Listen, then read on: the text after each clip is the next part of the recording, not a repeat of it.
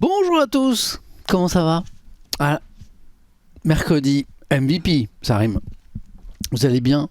Salut Sugar, Camille. On voit les piliers, hein? Ah là là. On voit les habitués, on voit les fidèles. J'espère que vous allez bien. Dernier MVP de la saison. Pas de générique, pas de musique. On y va directement, d'autant que, alors vous avez vu, on arrive à lancer de plus en plus tôt quand même. 8h11, c'est peut-être... Salut Julo, ça va? Salut Laetitia. Salut Axcart, salut Tom Thompson. C'est peut-être l'un de nos records. Vous savez que 2 mercredis par mois, la revue de presse est plus tôt que d'habitude parce qu'elle précède MVP, ma vie pro. Voilà, au lieu de lancer à 9h, 9h15. On lance à... Alors au début c'était 9h. Camille confirme peut-être le record. Au début c'était 9h, tu vas faire une revue de presse 9h, 10h. Puis 1h c'est frustrant, hein, 1 heure de revue de presse quand on voit la matière. Donc on a essayé de lancer progressivement vers 8h30 avec une équipe technique hyper réactive. Et puis j'arrive de plus en plus tôt. Je m'étais dit 8h15, mais là il est 8h11. Un record battu. Sachant qu'en vrai techniquement, je pense que l'année prochaine, parce que eh oui, mesdames et messieurs, il y aura une saison 3 d'MVP, il y aura moyen de lancer à 8h. Et ça nous ferait 2 heures de revue de presse. Ce qui est tout à fait cool, quoi. Hein? Salut Brandy Hot Dog.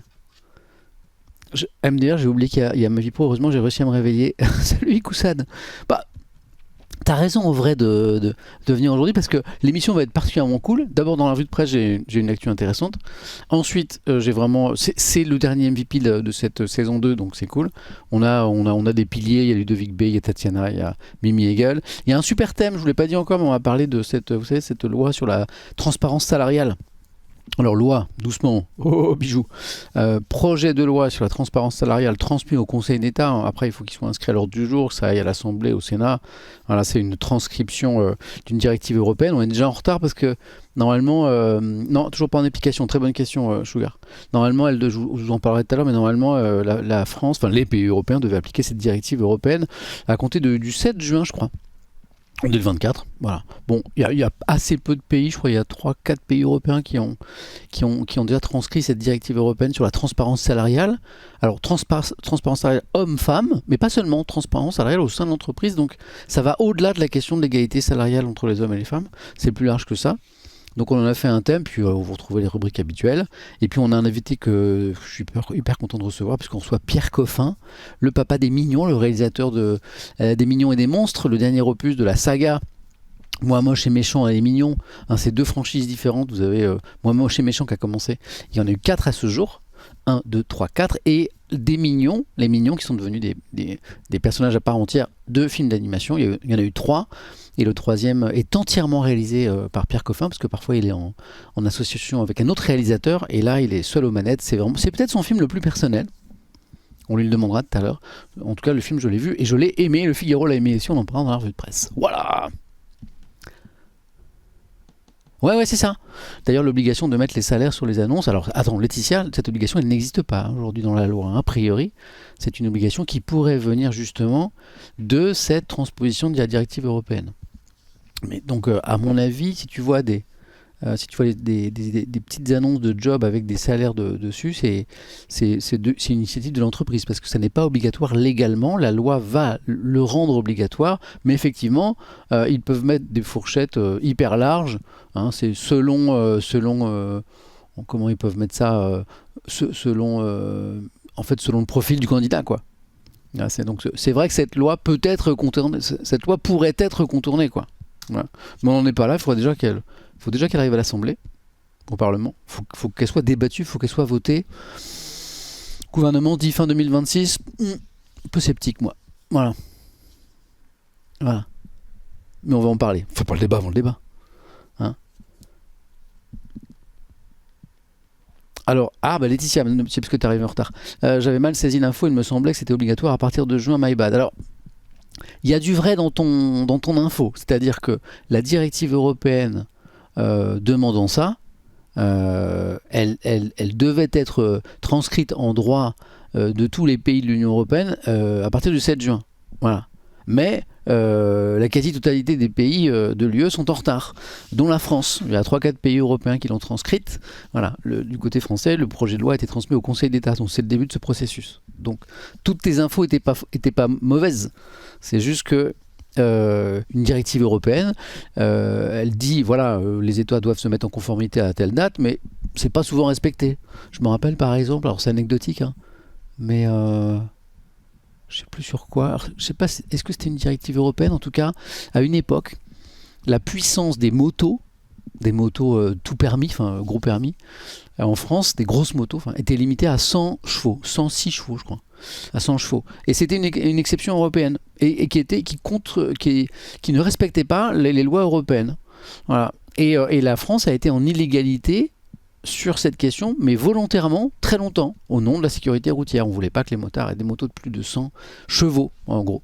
Et puis finalement, la France a fini par se mettre en conformité avec le droit européen.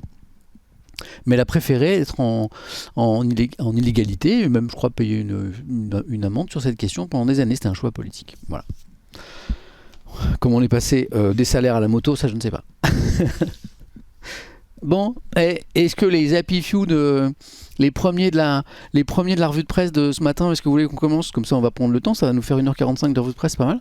Qu'est-ce que je vais vous mettre en... Vous avez le sommaire sous les yeux sur YouTube. Salut les Axel. Ben, bien sûr. Eh oui, il faut boire. Hydratez-vous. La clim, les dilemmes. Le problème n'est pas technologique, il est politique. C'est pas mal ça. Alors, j'aime bien cet édito d'un gars dans le monde un peu technicien qui dit mais le problème il n'est pas technologique, il est politique pour que nos sociétés s'adaptent à la canicule. C'est pas mal ça. Ouais. Il y a le handicap, c'est mignon aussi cette histoire. Ouais. Ah, les retraites. Ouais, c'est peut-être un petit... Le choix, sous le fameux modèle allemand. Nos amis allemands sont en train d'emprunter un chemin qui est de l'augmentation de l'âge légal de départ à la retraite, 67 ans et au-delà, et capitalisation. Alors ça sonne de faire crier beaucoup de gens, en France par exemple, mais il y a des journaux un peu libéraux comme l'Opinion et les Échos qui nous mettent ça en avant. Ouais. Peut-être la clim en vrai. Ouais. Ouais, l'émission du matin, c'est que les mercredis? Non, Choquette. La revue de presse, c'est tous les matins. Depuis 5 ans. Tous les matins, du lundi au vendredi. Et 2 fois par mois, tu as une émission qui s'appelle MVP, ma vie pro, que je fais juste après, là, je suis dans le studio. Et là, ma revue de presse, elle est plus tôt que d'habitude. Mais la revue de presse dont tu parles, elle est tous les jours. Par contre, MVP, c'est 2 fois par mois. La clim, tu l'as déjà mis en capsule en vrai. Ouais, mais pas la clim, je parlais plutôt de l'édito du polytechnicien là sur le fait que c'est un problème politique. J'hésite. J'hésite. Retraite, c'est pas mal aussi. Retraite, c'est pas mal. Je sais pas si nos amis de YouTube vont s'emballer pour la retraite, mais c'est pas mal aussi. Oui, clavicula. Ouais, clavicula. Alors, t'étais pas là hier, Tom Tom, je me suis moqué de l'effervescence des réseaux sociaux sur ce bêta là, claviculaire là. Tu devais pas être là alors. J'ai dit que c'était vraiment typiquement le genre d'info qui défrayait les réseaux sociaux alors que le mec a vraiment aucun intérêt et qu'en l'absence d'articles de fond sur la question des masculinistes, question qu'on a déjà traitée ici et qu'on retraitera encore, les turpitudes, les aventures négatives de ce pauvre gars plus bêta que alpha, j'allais pas en faire des caisses. Donc, mais tu devais pas être là hier. Le handicap, ouais, mais c'est plus une petite initiative géniale à mon sens, mais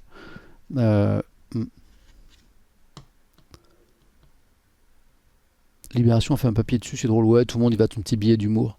Pour le coup, le mec est tellement débile que c'est... Voilà. Oui, c'est ça. Il y a le côté chaton musclé qui dit merci de ne pas lui donner encore plus de buzz. Et le mec est tellement débile que c'est presque trop facile de se moquer de ce garçon. Parce que je pense qu'il est vraiment con comme la lune. Et du coup... J'ai lu les papiers, j'ai écouté les petites pastilles, beaucoup de créateurs de contenu qui sont allés de leur petit édito là, et c'est souvent, je trouve que ça manque un peu de souffle quoi. C'est presque trop facile quoi. Donc le mec se ridiculise en essayant de draguer des Parisiennes, il se fait prendre vent sur vent. Bon, une fois que tu as vu la vidéo de 30 secondes, c'est bon, tu as tout compris. Mais refaire un truc là-dessus, j'ai vu des gens s'y essayer, pas convaincus.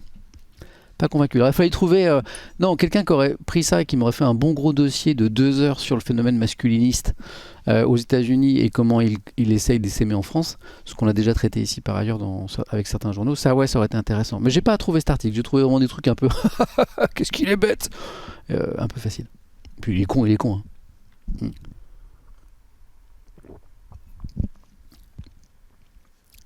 Ah, bon, je sais pas, on va peut-être mettre...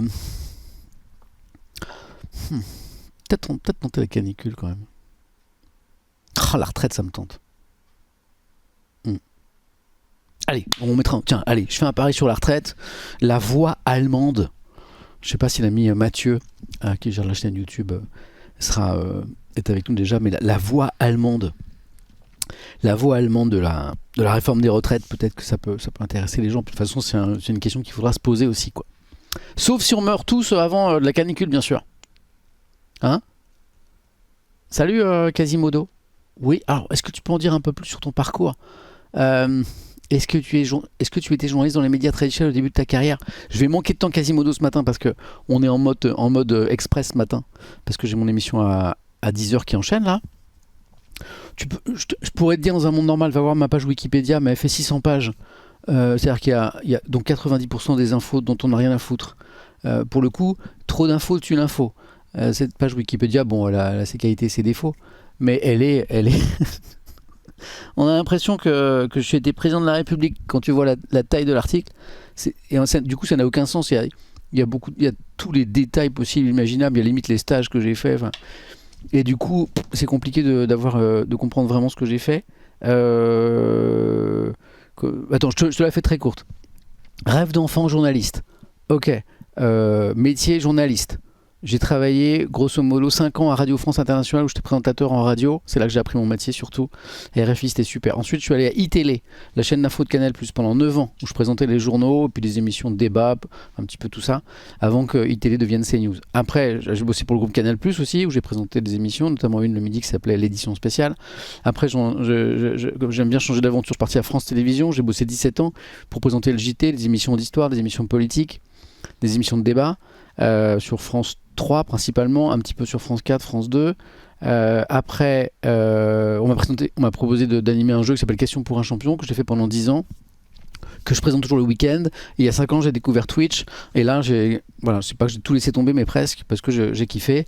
Et donc, je fais encore des petits trucs en télé. Donc Question pour un champion le week-end et puis des petits trucs en guest. Là il y a un petit truc sur TF1 qui se prépare à la rentrée, puis il y a un autre petit projet secret sur autre chose, voilà.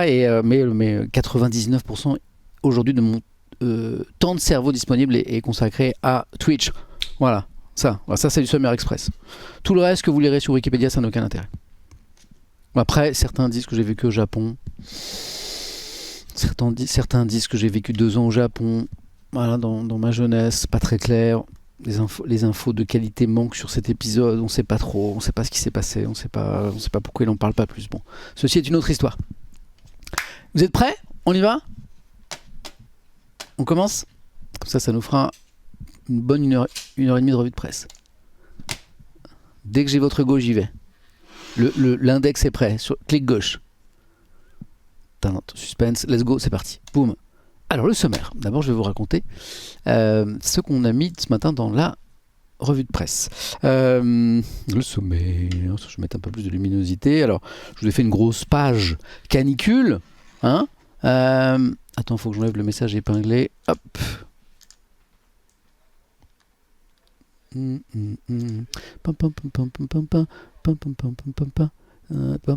Alors, c'est parti pour le sommaire, pardon. Ah bah non, faut que je dise bonjour, bien sûr, parce que les amis en podcast, eux, ils ont la revue de presse à partir du sommaire. Ok, j'y vais. 3, 4. Bonjour à tous, bienvenue dans la matinée Étienne, la revue de presse de ce mercredi. On est le 24 juin 2026. Revue de presse dans un décor inhabituel, le décor de MVP, ma vie pro, puisque à 10h, tout à l'heure, je présenterai le dernier Ma Vie Pro, l'émission qui explore les voies professionnelles pour que chacun trouve la sienne. Invité, chroniqueur, débauche de moyens et de sourires. Dernière émission de la saison 2, ça va être super sympa. Tiens, je vous en fais un petit peu l'article. Parmi les thèmes qu'on abordera, il y a la loi sur la transparence salariale, hommes-femmes, mais pas seulement, dont on parlera. Puis il y aura un invité mystère, il y aura des jeux autour des métiers, des professions, notamment des métiers anciens. On va retrouver nos chroniqueurs adorés. Il y aura Ludovic B, il y aura Tatiana, il y aura Mimi Hegel, et puis un invité MVP à 12h avec qui on reviendra sur sa vie, son œuvre. un garçon que j'aime beaucoup et que je connais un peu personnellement, Pierre Coffin, qui est le réalisateur, le papa des Mignons, voilà, la dernière aventure des Mignons et des monstres qui sort aujourd'hui au cinéma, et Pierre Coffin, que j'adore, il sera avec nous. Donc ça c'est pour le sommaire de MVP à 12h, petite revue de presse d'1h30 avant. Ceux qui sont en live sur Twitch ce matin, je vous salue. Ceux qui vont nous écouter en replay sur YouTube, je vous salue. Ceux qui vont nous écouter en podcast audio, je vous salue. Qu'est-ce que j'ai ce matin dans la revue de presse? Beaucoup de canicules. Alors il y a un truc qui a fait beaucoup rire l'humanité, c'est que parmi les partis et les hommes politiques les plus sceptiques sur la question environnementale, enfin les moins motivés sur la question environnementale, et parfois même les plus climato-sceptiques, eh bien on a découvert des champions de la clim ces derniers jours. Alors la clim est un outil dont il faut se servir, notamment pour protéger les plus fragiles dans le cadre des changements climatiques, mais certains n'ont que ce mot à la bouche, quoi. Et donc ça amuse un peu l'UMA qui rit un peu jaune, de voir ces climato-sceptiques en VRP de la clim, hein, et de voir des partis dont les votes dans le passé ne s'en sont pas, comment dire, manifestés par une conscience écologique extrêmement forte. Voilà, faire beaucoup de bruit en disant oui, c'est un scandale, le gouvernement n'a pas pris la mesure du réchauffement climatique.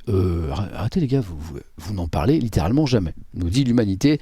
Voilà. D'où ce titre qui est assez joli, la clim échauffe les débats. Voilà, petit article dans l'UMA.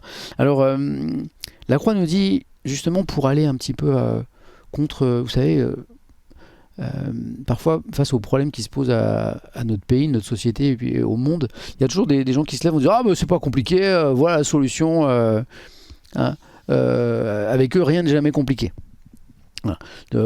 Frisant parfois avec le populisme. Alors La Croix est un journal qui est plutôt un journal de réflexion, un journal intelligent et qui plutôt en général prône l'inverse en disant non, parfois c'est plus compliqué que ça. Et là par exemple sur la question de l'adaptation de notre société au changement climatique, La Croix dit il y a des choix à faire. C'est pas si simple.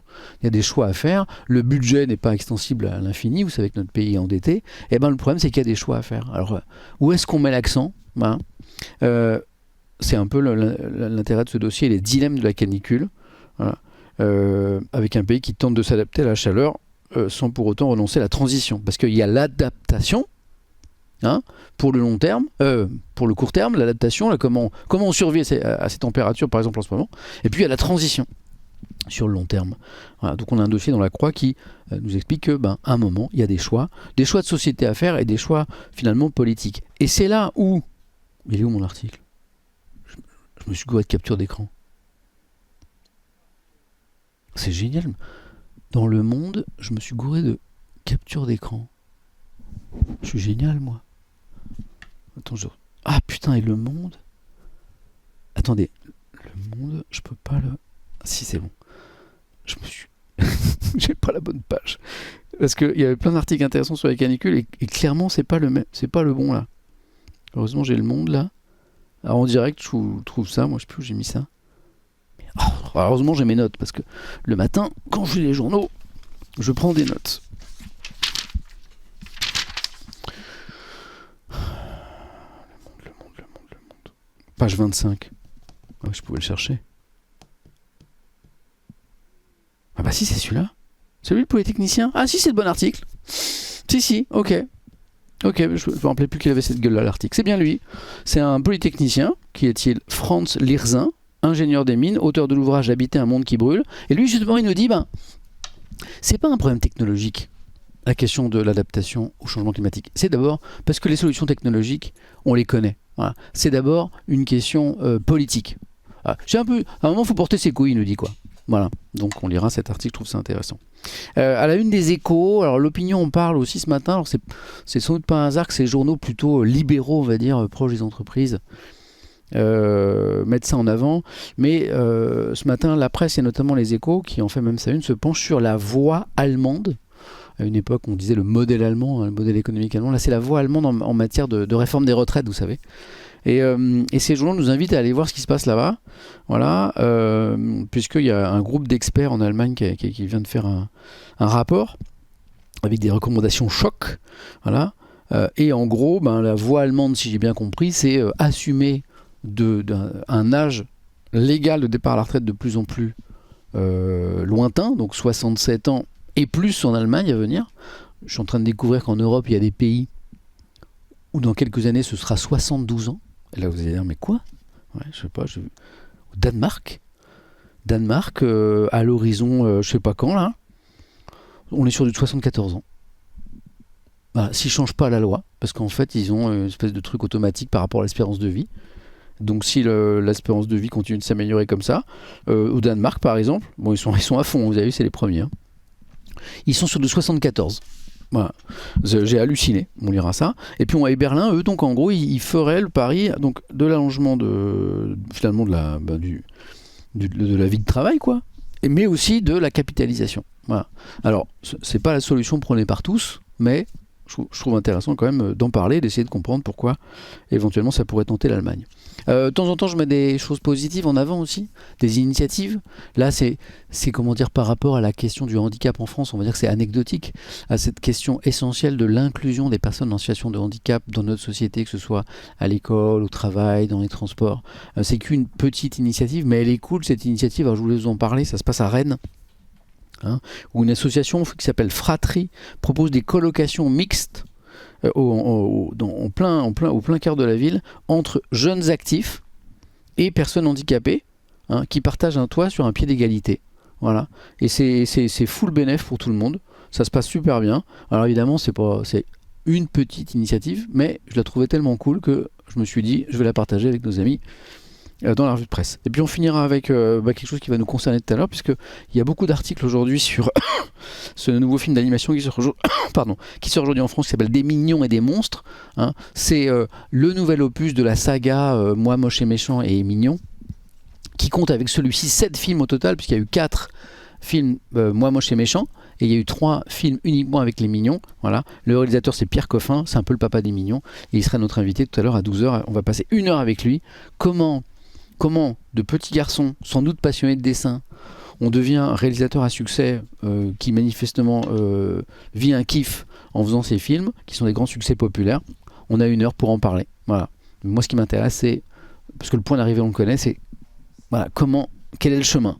Je sais qu'il a fait l'école des Gobelins, je sais qu'il a vécu un peu aux États-Unis quand il a eu la chance, ça lui a plu, je crois, d'être à l'école aux États-Unis dans sa jeunesse, parce que ses parents ont dû bouger, comme le chemin, quoi. Voilà. Donc ça va être pas mal. Allez, petit sommaire du mercredi. Il vous plaît ou il vous plaît pas? Pas mal. Salut Uzucapion. Et pensez-vous à s'hydrater. Il fait chaud, je sais, Rashkid. Pensez à vous hydrater. Ici, ça s'hydrate fort. Avec le mug MVP. Pardon, excusez-moi, vous avez vu la qualité de la prod. On y va? Allez, premier sujet. Grosse tartine de canicule ce matin parce que on est quand même sur une météo hors norme, reflet d'un climat hors norme. J'espère que plus personne ne confond météo. La météo, c'est le temps jour le jour, et le climat, les tendances longues. Mais là, ça se bouscule, et le climat, les changements climatiques nous provoquent cette météo hors norme où on va dire les termes ici, hein, où on crève de chaud. Allez, c'est parti, premier sujet, premier article. La clim échauffe les débats. J'adore ce titre. C'est l'UMA qui se moque un peu des rois de la clim, là, souvent des hommes politiques ou des partis qui ne se sont pas tellement intéressés à la question des changements climatiques, voire parfois ont été climato-sceptiques, et qui subitement ont trouvé la formule magique. Eh les gars, full clim dans tout le pays. Voilà.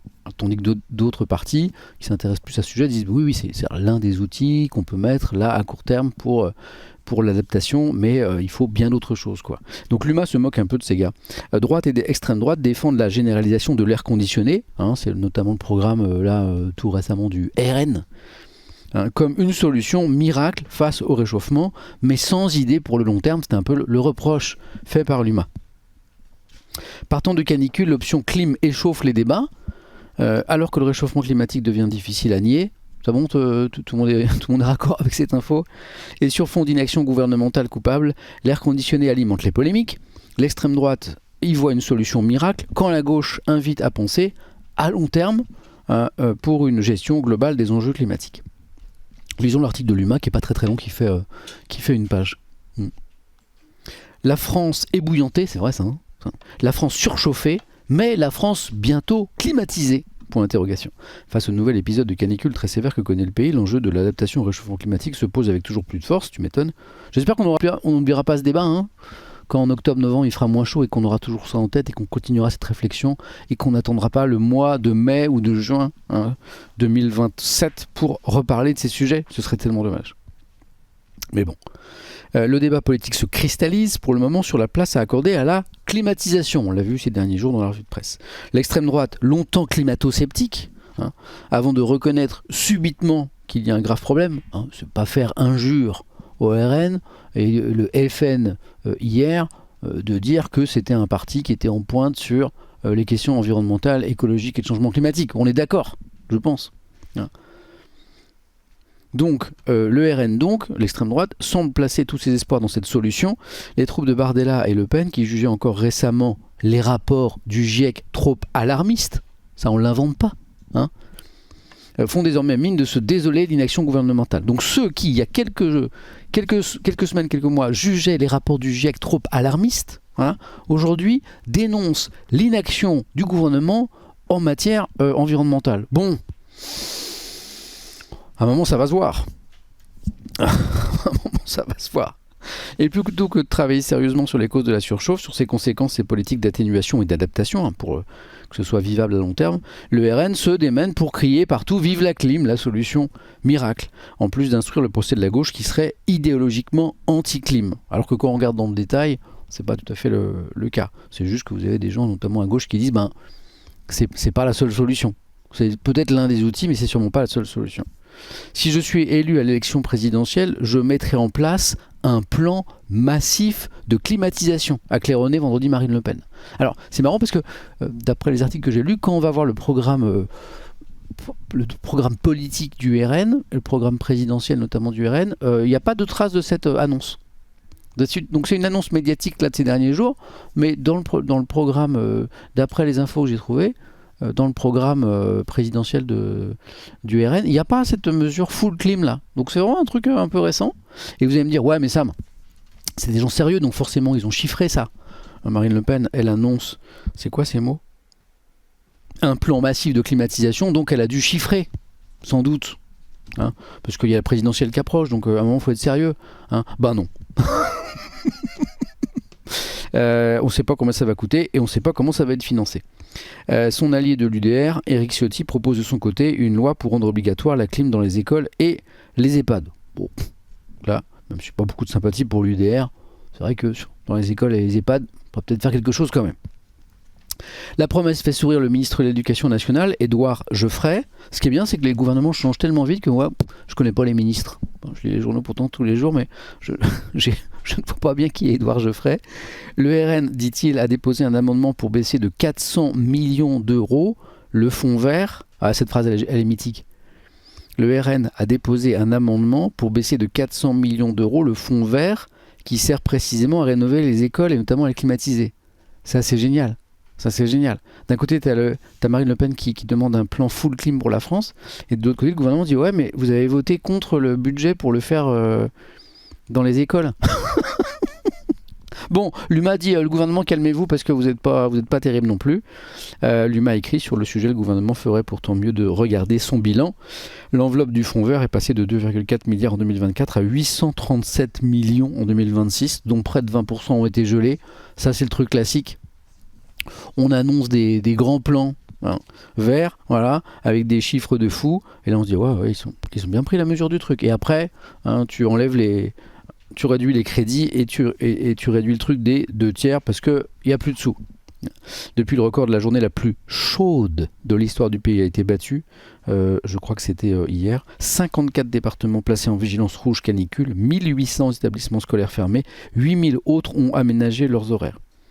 Là, en venant au boulot, je suis passé devant une école en banlieue parisienne et j'ai vu des enfants qui allaient à l'école. Je me suis dit waouh, certains ont école aujourd'hui. À l'été 2025, ça ce sont les chiffres de l'été dernier, 5700 personnes sont mortes à cause du manque de protection face à la chaleur. et le sujet reste traité de façon saisonnière par les pouvoirs publics, voilà, sans prise de conscience réelle, sans anticipation, sans vision de long terme. Parce que moi, ce que je redoute, c'est qu'en gros, en octobre, novembre, on oublie tout ça, y compris les morts de cet été, là, on fera le compte à la fin de l'été, et puis que le débat reprenne en mai de l'année prochaine, quoi. Voilà. Ça sera pile en pleine présidentielle, d'ailleurs, tiens, ce serait intéressant. Le pays en l'état n'est pas prêt à faire face aux conséquences dramatiques du réchauffement climatique. C'est ça dont on est en train de prendre conscience aujourd'hui. C'est que nous ne sommes pas prêts. Alors que faire dans l'urgence ? La question, dit-on du côté de l'EFI, n'est pas pour ou contre la climatisation, mais pour ou contre la généralisation totale de la clim. C'est ce que dit Manuel Bompard. Le coordinateur national de l'EFI se dit favorable à une climatisation en priorité des EHPAD, des hôpitaux et des écoles. C'est marrant parce que c'est pas très loin de ce que dit l'UDR. Mais il rappelle que ce procédé renforce la chaleur dans les villes, ça c'est vrai, le phénomène des îlots de chaleur, et rejette dans l'atmosphère des gaz beaucoup plus réchauffants que le CO2. Ça, c'est les fuites de fluides calorifiques. C'est vrai aussi, quand il y a des fuites. Voilà. À ses yeux, la climatisation massive du bâti, comme seule réponse, c'est un peu ce que propose Marine Le Pen aujourd'hui, viendrait aggraver le problème que l'on prétend résoudre. La clim n'est ni un tabou, ni une solution à tout. Il faut équiper en urgence les services publics, dit-on du côté des écologistes par exemple. C'est ce que vient de déclarer Marine Tondelier, secrétaire nationale des écologistes. Mais, nous dit l'UMA, présenter la clim comme une solution miracle fait partie des erreurs à éviter. Alors c'est marrant parce que c'est ce que dit l'UMA, c'est ce que dit le Parti communiste français aussi. Alors c'est normal, l'UMA... c'est un journal communiste qui ne cache pas l'être. Cette réponse relevant de la maladaptation suppose de consommer plus d'énergie et rejette de la chaleur au risque d'aggraver le problème sans en envisager tous les aspects ni la complexité. Quid de la lutte contre le réchauffement, grande absente du débat actuel. Voilà, là on parle beaucoup on va dire du pansement immédiat là, sur notre problème, sur l'adaptation là à court terme, mais on a l'impression que le débat sur l'adaptation globale, systémique, sociétale d'un pays comme la France, on a l'impression qu'on n'en parle pas beaucoup plus en ce moment. C'est un peu dommage. Quid des solutions globales pour mieux supporter les vagues caniculaires, comme la végétalisation, la réverbération des rayons du soleil, la ventilation, l'isolation massive des logements, qui paierait par ailleurs pour équiper chaque logement en climatiseur, c'est la proposition de Marine Le Pen. Si chaque citoyen est laissé seul face au problème, il ne se résoudra que pour les plus riches. Si vous climatisez des logements mal isolés, vous n'irez pas très loin, prévient Marine Tondelier. Dans les passoires ou bouilloires thermiques, vous imaginez les factures. Oui, ça consomme un peu d'électricité. Est-ce que c'est Marine Le Pen qui va les payer, demande une députée macroniste, pressée, elle, écrit l'UMA, de faire oublier son médiocre bilan au ministère de la Transition énergétique. C'est Madame Agnès Pannier-Runacher. Alors, donc, vous avez compris que l'UMA se moque un peu des tout-clim comme le RN, mais n'oublie pas que le gouvernement s'est illustré par son inaction. D'un côté, la Macronie au pouvoir depuis 2017 sans faire dans l'inaction, de l'autre, le RN prétend avoir trouvé la solution miracle. Voilà. Et en diffusant toujours plus de fake news, par exemple, vous avez un député RN qui a dit que climatiser ne réchauffe pas la planète. L'élu assène que l'argument d'une clim réchauffant l'extérieur est non sourcé et balancé dans le débat public pour culpabiliser les gens, ce qui est faux. Nous, ces derniers jours, on s'est penché sur les études scientifiques parlant des rejets de chaleur par les clims. Alors, selon les études, selon les années, vous n'avez pas tout à fait les mêmes chiffres. Donc, dans une ville comme Paris, par exemple, les études varient de 0,5. Si tout Paris était climatisé d'une température qui augmenterait de 0,5 degrés, ce qui est déjà énorme, à peut-être 3-4 degrés. Donc, voilà. Mais c'est en moyenne, les scientifiques s'accordent sur quelque chose autour de plus 1,5, plus 2 degrés de température à Paris, si tout Paris était climatisé, ce qui est énorme. C'est 42 au lieu de 40, c'est 39 au lieu de 37, vous avez compris le principe. Voilà, par exemple, ce député RN, il dit ce réchauffement ne serait que de 0,5 degrés. Parce que si tu cherches bien, c'est intéressant d'ailleurs, parce que les études, tu peux leur faire dire n'importe quoi. Tout à l'heure, on se penchera ensemble sur les différences salariales hommes-femmes. Et si tu vas chercher, ça dépend de l'étude que tu vas chercher.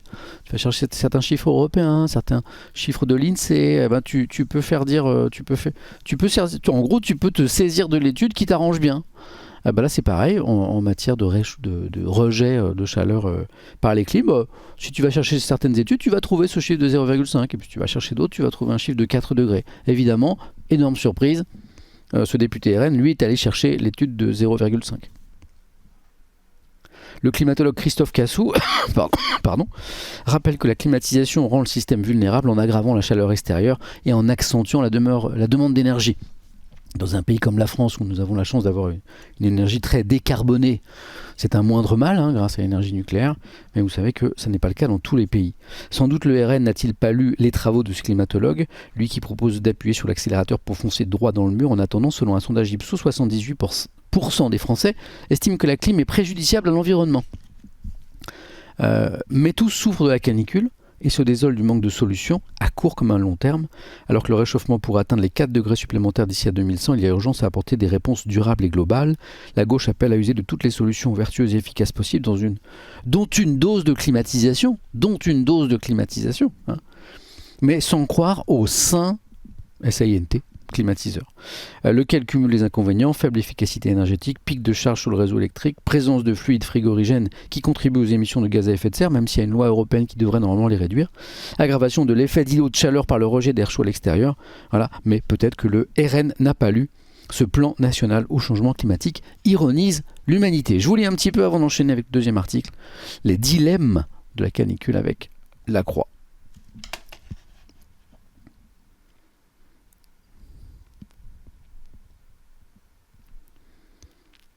Oui, tu as raison, Lucie Liberté, on en a déjà parlé hier. Une clim sur pompe à chaleur réversible n'a pas le même impact. Hier, on a eu des articles qui nous disaient la clim, ça veut rien dire. Il y a les clims, il y a des petites clims individuelles, là, avec des rendements pas fous. Vous avez des systèmes pompe à chaleur réversibles, par exemple, qui sont beaucoup plus vertueux, bien sûr. Mais ça, je vous l'ai déjà raconté hier.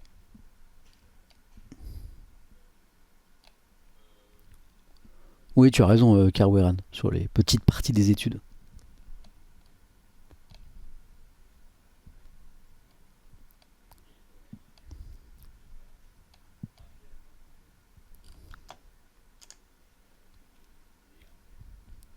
Oui, tout à fait.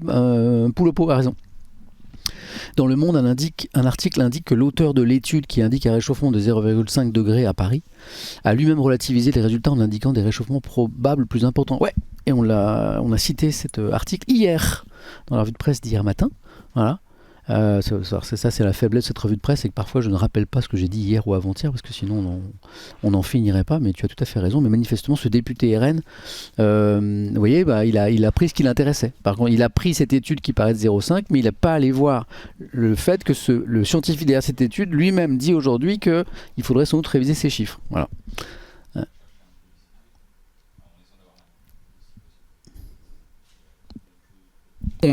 On enchaîne donc, deuxième sujet sur la clim, avec les dilemmes de la canicule, parce que, en gros, ce que la Croix nous explique, et ce que le Monde va nous expliquer aussi dans un instant, c'est que, en fait, c'est moins aujourd'hui un problème technologique qu'un problème politique, c'est-à-dire des choix à faire et qui ne sont pas faits. Voilà. Et qui dit choix, dit dilemme.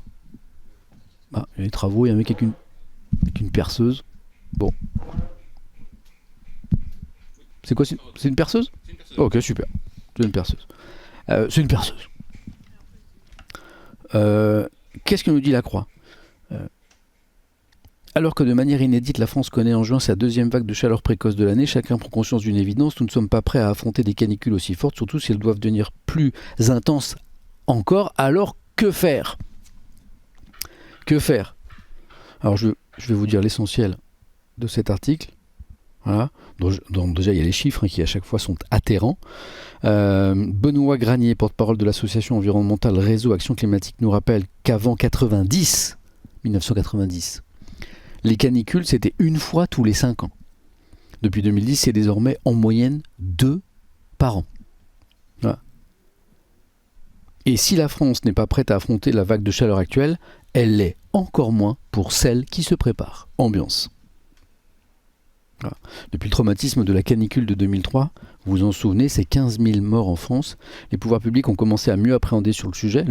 Donc là, il va faire... en gros, il fait aussi chaud qu'en 2003, la canicule. Et pourtant, on ne va pas avoir 15 000 morts. Donc, il y a quand même eu des progrès. Depuis, il y a une prise de conscience, notamment avec la création de pièces réfrigérées dans les EHPAD, par exemple. On fait beaucoup plus attention à nos anciens. Donc, voilà. Il y a eu des prises de conscience, mais globalement, par rapport au phénomène des changements climatiques, prise de conscience insuffisante. Les pouvoirs publics ont donc commencé à mieux appréhender le sujet, ça il faut le rappeler quand même. Mais de nombreuses questions restent en suspens. Où trouver les financements? Comment articuler cette adaptation avec la lutte contre le réchauffement climatique? Et dans certains cas, faut-il renoncer à s'adapter? Alors déjà, que fait la France aujourd'hui? Question que pose La Croix, qui est un journal dont j'aime bien la démarche pédagogique. Que fait la France pour se préparer aux vagues de chaleur aujourd'hui? La France, elle part de loin. Mais pour des raisons un peu liées à sa situation géographique notamment. À l'inverse de l'Italie ou de l'Espagne, qui ont construit leurs bâtiments pour résister à la chaleur, la France a fait de la résistance au froid sa priorité. Avec des maisons valorisées quand elles sont plein sud, dans les petites annonces, exposition plein sud, avec des grandes baies vitrées et une majorité de son bâti inadapté aux canicules. Depuis quelques années, des actions ont été entreprises. En 2021, l'Union européenne a imposé à ses membres d'adopter une stratégie d'adaptation au réchauffement climatique. Depuis, la France a effectivement adopté un plan national d'adaptation au changement climatique, le PNAC. Sa 3e édition, publiée en 2025, est d'assez bonne qualité parce qu'il traite le sujet de manière transverse et donne des orientations à tous les acteurs, État, collectivités locales, écoles, hôpitaux et même entreprises. Donc, c'est intéressant ça. Il y a un plan. Voilà, il y a des orientations données.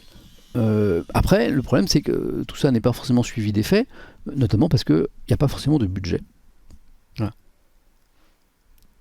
Mais il commence à y avoir des choses. Il y a un cabinet qui s'appelle Carbone 14 qui accompagne les acteurs dans ce type de transformation, qui dit par exemple, beaucoup, notamment dans les collectivités locales, ont végétalisé et s'y sont mis réellement. Alors que pendant longtemps, les constructions de bâtiments n'intégraient pas de confort d'été dans leurs exigences, désormais c'est le cas dans la majorité des bâtiments neufs, où il y a des exigences de confort d'été, avec une meilleure isolation, par exemple. Bon, ça c'est assez nouveau, mais c'est dans le bâti neuf, avec des matériaux désormais capables de se maintenir au frais l'été. En revanche, il n'y a que peu de temps que les rénovations énergétiques des bâtiments sont censées prendre en compte le confort d'été. L'isolation, la rénovation énergétique, avant, elle était plutôt axée sur la lutte contre le froid. Le processus existe, mais il est donc encore balbutiant, il est au tout début. Voilà, et La Croix de rappeler que ce qui freine, c'est la question des moyens, c'est l'argent. L'argent, c'est, je suis désolé, là où le bas blesse. Le PNAC, le fameux plan, la fixe de bons objectifs, donc. Mais non seulement il n'y a pas de moyens pour le soutenir, ce plan, mais en plus on voit que le gouvernement a choisi de raboter les moyens des principaux organismes et enveloppes qui permettent la mise en pratique. Voilà. On décrète de grands principes, on vote des budgets, puis après on rabote parce qu'il n'y a plus de sous. Et de citer le cas du Fonds vert, créé pour aider justement les collectivités locales à faire face au réchauffement climatique, dont le fonds a été divisé par 3 en 3 ans. Voilà.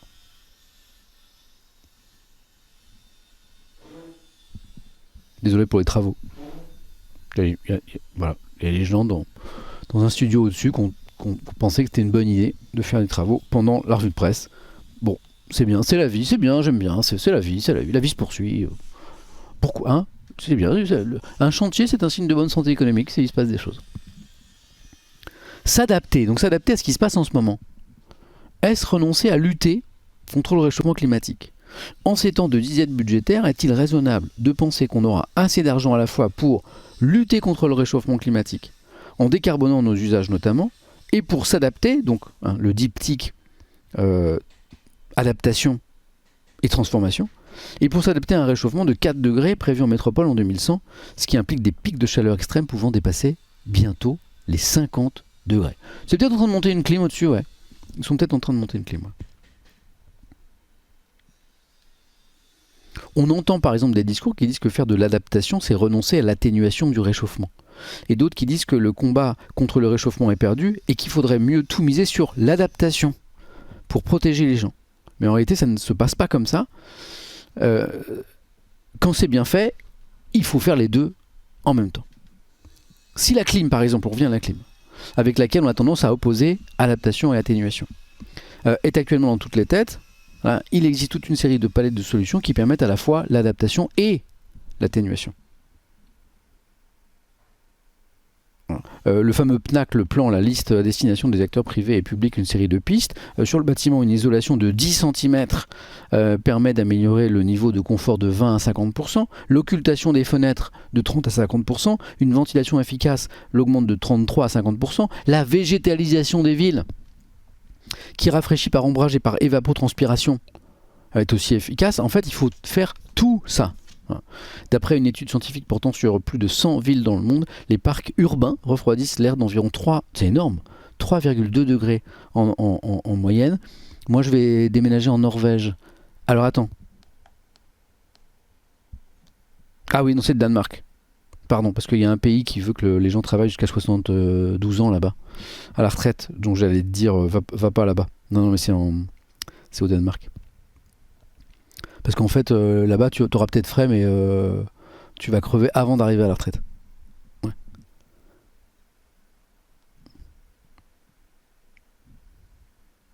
Non, pardon, j'étais sur les 100 villes. D'après une étude scientifique portant sur plus de 100 villes dans le monde, les parcs urbains refroidissent l'air d'environ 3 degrés en moyenne, les alignements d'arbres d'environ 3,8 degrés, c'est énorme. Les jardins botaniques d'environ 5 degrés. Donc la végétalisation, ça marche. Mais il faut faire tout ça. De toute façon, on reprend Marjorie Musi, on est obligé de ne pas baisser les bras sur l'atténuation, car sinon il y aura un moment où on ne pourra plus s'adapter. Il faut faire les deux.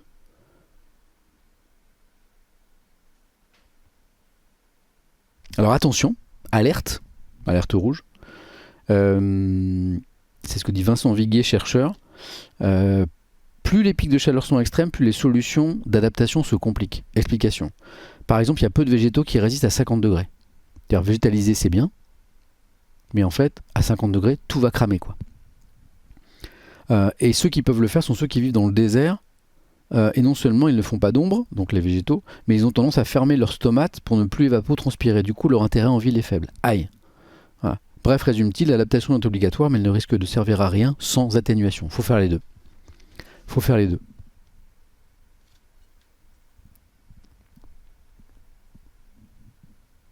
Voilà. Alors la question, c'est celle des choix. Voilà. Et là, on rentre dans le dur, on rentre dans le difficile. Faut-il tout adapter? Parce que ça va coûter un fric monstre. Il n'existe pas d'évaluation du coût global que représenteraient ces différents scénarios d'adaptation. Voilà.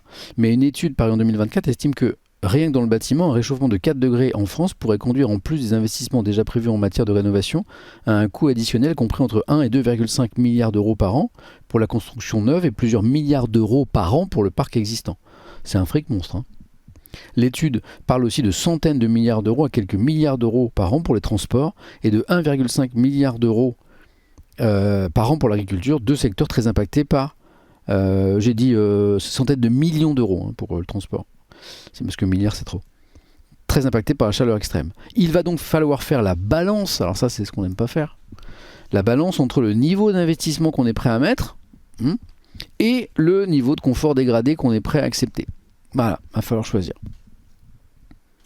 Est-ce qu'on souhaite climatiser en priorité les écoles, les EHPAD, les transports publics? Dans ce cas, faut-il assumer de ne pas pouvoir réfléchir tous les bâtiments publics et de reléguer au second plan l'adaptation des logements des particuliers? Voilà. Doit-on préserver la continuité de la vie économique? Est-ce qu'il faut protéger les travailleurs en instaurant des congés canicules? Voilà. Souhaite-t-on mettre de l'argent pour remplacer les rails des trains qui se dilatent avec la chaleur, parce qu'on sait mettre des rails qui se dilatent pas, mais ça a un coût? Ou alors on accepte que les trains circulent pas certains jours par an? Une chose est sûre, on ne pourra pas continuer à vivre comme aujourd'hui, résume François Thomazeau. La question c'est comment on répartit les efforts, ou est-ce qu'on accepte les dégâts? Dans tous les scénarios, il y aura des gagnants et il y aura des perdants. Si on laisse les individus gérer individuellement sans que l'État fasse un effort, donne la direction, ça se fera à fort coût et au détriment de ceux qui n'ont pas les moyens. Voilà. Il y a la dernière question posée à la Croix, est-ce qu'on doit laisser les gens s'adapter seuls? La réponse elle vient d'être donnée, c'est non. Voilà. Il faut une politique publique. Il est pas mal le dossier de la Croix. Hein, c'est ce que j'aime bien dans le journal. C'est pas un journal qui est dans l'émotion, qui est dans le y a qu'à Faucon. Hein. Ah, c'est simple, c'est pas compliqué, il suffit de faire ça, tu vois, ou de dénoncer sans arrêt sans jamais te proposer de solution. C'est un journal qui toujours s'interroge. Bon, qu'est-ce qu'on fait? Attention, c'est un choix difficile, voilà les options sur la table. Moi j'aime bien. Un peu de nuance, exactement mon sugar. Exactement. Bravo la Croix, bon boulot. Alors, on va finir par c'est un peu un ido, hein, c'est une prise de parole d'un monsieur qui s'appelle France Lirzin dans Le Monde, qui est polytechnicien, qui est ingénieur des mines, qui a écrit un ouvrage qui s'appelle Habiter un monde qui brûle, ok. Et lui, il nous dit, le problème n'est pas technologique, mais il est politique. Voilà. Des trains supprimés, ça c'est actuellement, hein. Des centrales nucléaires bridées, des centres de données menacés, hein. Des vols retardés, des écoles fermées, des hôpitaux sous tension.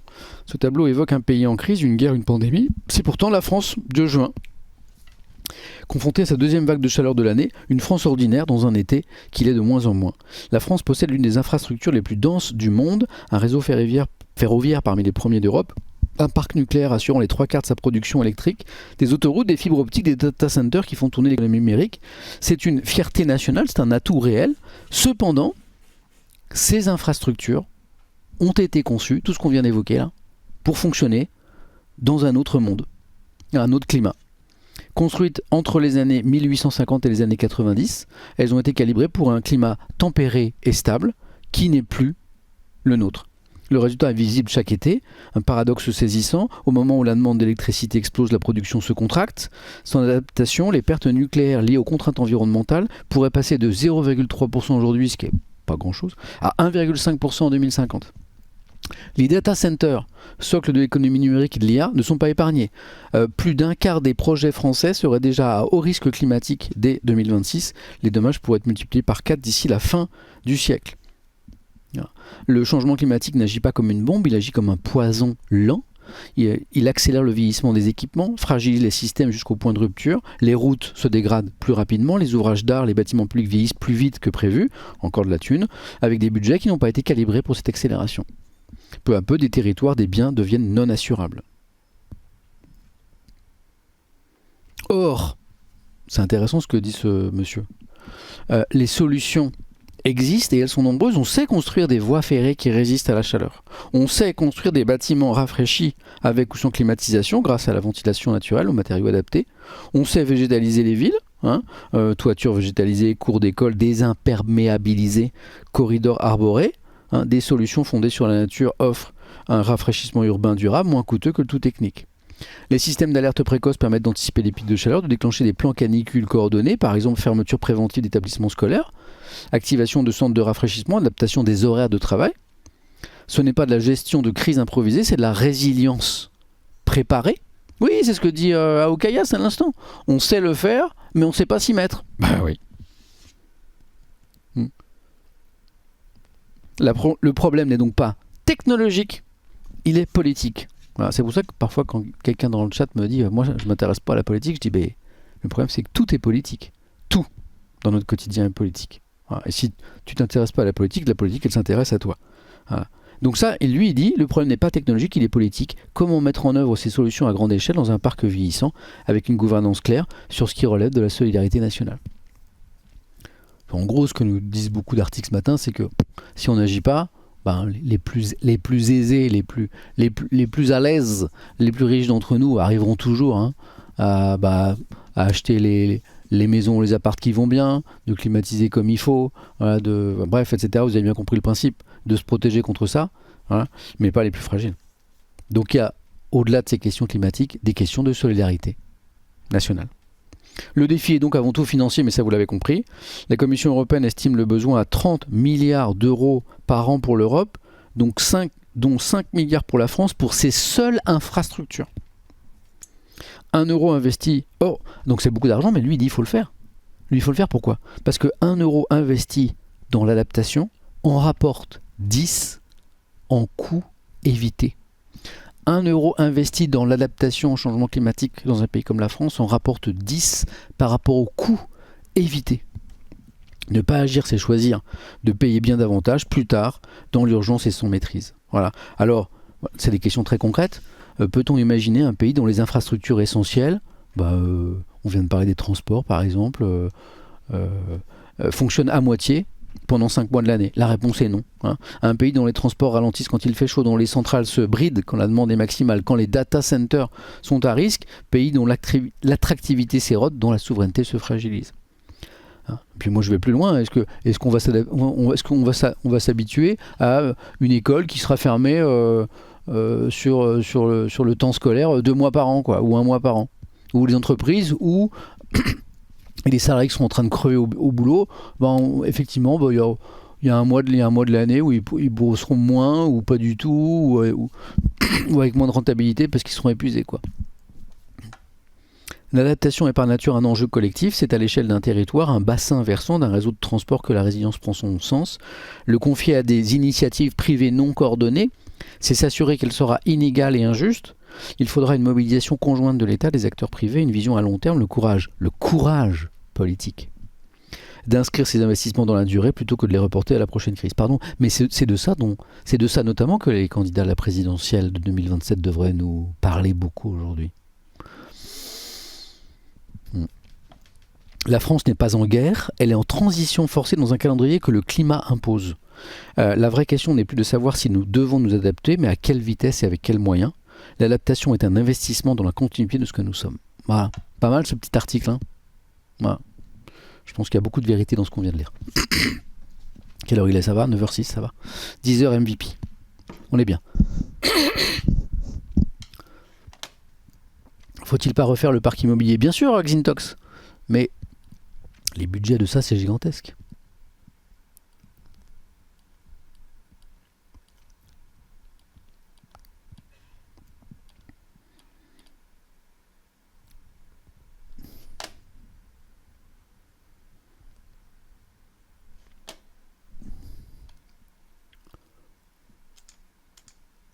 Votez bien l'an prochain, nous dit Irish Goddess, comment vas-tu? Dont je sais que tu n'es pas irlandaise maintenant, parce qu'on a eu cette discussion il n'y a pas longtemps.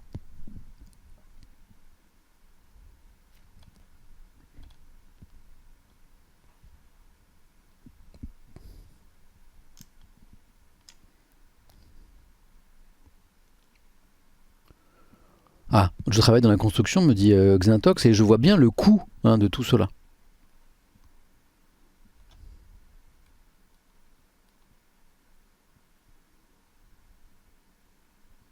Allez. Alors, cette petite actu qui arrive, vous avez remarqué que le sommaire, alors ça les amis qui nous écoutent en podcast audio ne le voient pas, mais le sommaire de Quand je fais MVP est aux couleurs de MVP. Le sommaire est dans un joli vert d'eau, je dirais-je, avec un petit dégradé vers le rouge, comme vous voyez là, à droite, à droite du sujet retraite, le choix de l'Allemagne, pardon. Félicitations aux amis, et notamment l'ami Boubou, qui ont pensé tout cela. C'est magnifique. Il ne faut pas oublier de passer les TC, mais j'oublie pas, regardez. On va partager cette info avec nos amis de YouTube. Amis de YouTube, vous nous avez manqué. On est très heureux de vous retrouver, on est dans la matinée Étienne sur Twitch. Tous les matins, du lundi au vendredi, on passe en revue l'actualité, ça dure 3 heures. C'est long, mais c'est bon. Voilà. On essaie de se penser sur toutes les actus intéressantes, importantes. Et ce matin, on est juste avant mon émission MVP qui parle de boulot, de job, tout ça.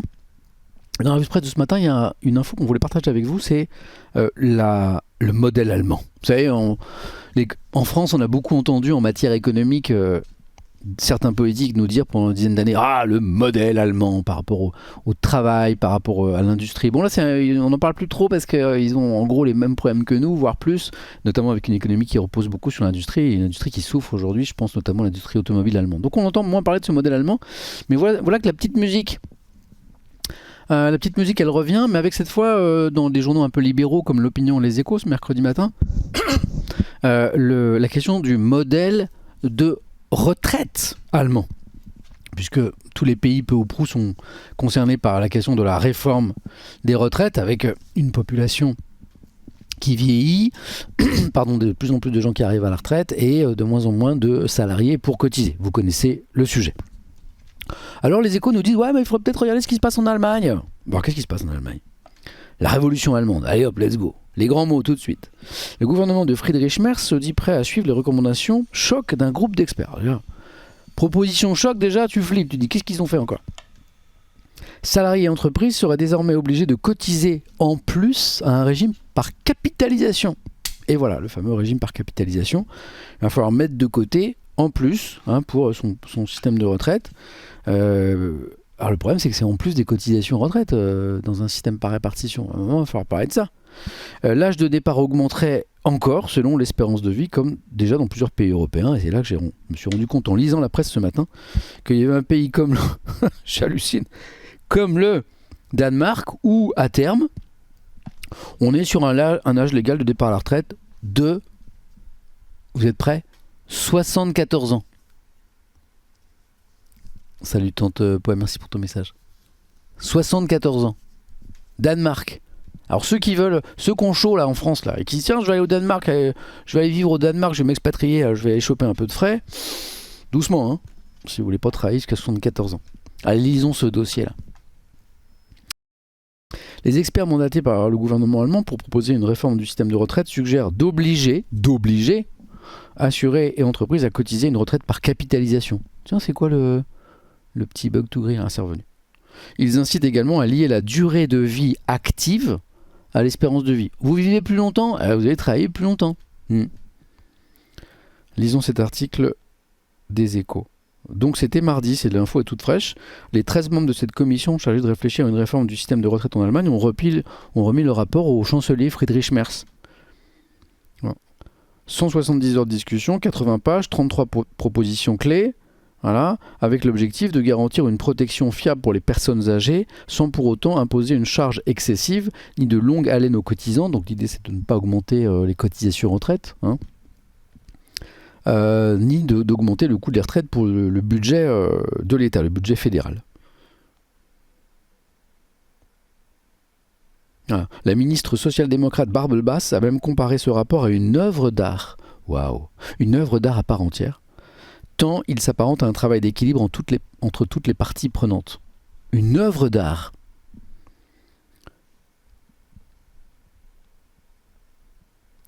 Alors qu'est-ce qu'il y a dans ce rapport? Alors les mesures proposées par la commission d'experts tiennent à la fois du changement de paradigme, donc on change tout, et de l'ajustement. Il y a un peu des deux.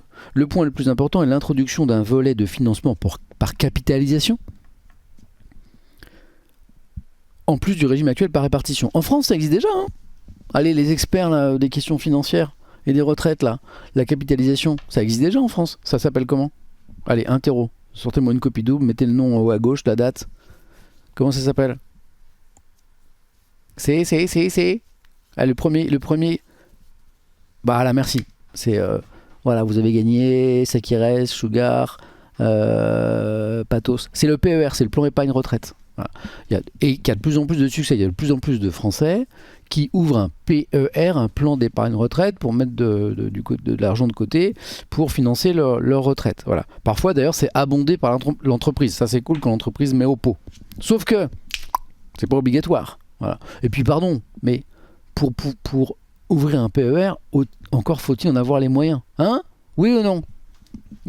C'est-à-dire que il faut à la fin du mois, et une fois que tu as payé tout le logement, l'éducation des enfants si tu en as, la bouffe, les factures, l'électricité, l'essence, l'assurance, bon bref, tout, tu as compris. Encore faut-il qu'il reste quelque chose à la fin du mois pour mettre de côté dans le PER, bien sûr. Donc ça, c'est un peu... Voilà. Et donc là, la proposition, c'est que ça deviendrait obligatoire. Depuis 2002, les Allemands peuvent cotiser à une prévoyance vieillesse privée, subventionnée par l'État, mais la démarche n'est pas obligatoire.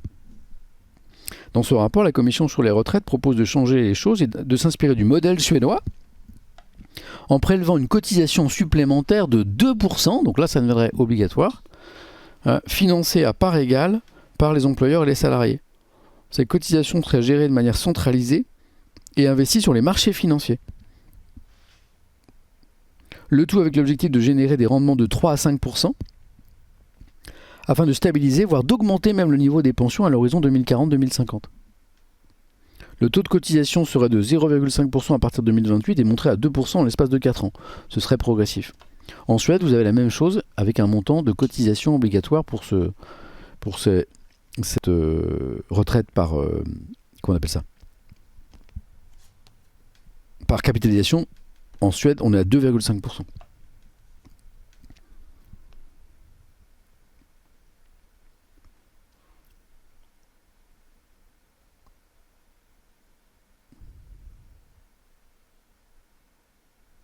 Alors c'est pas tout, hein, parce que du coup, du coup ça revient quand même à un effort collectif plus important, parce qu'on garde les cotisations retraite d'avant et on rajoute, voilà, comme dit Kitty en pyjama, mon Dieu, encore des cotisations. Bah oui, hein, ça rajoute 2%. Alors du coup, les experts disent, c'est pas grave, vous allez voir, on va faire des économies par ailleurs. Alors qu'environ 30% de la population active allemande sera à la retraite d'ici à 2040, la Commission propose de lier la durée de travail à l'espérance de vie, selon la règle du 2 pour 1.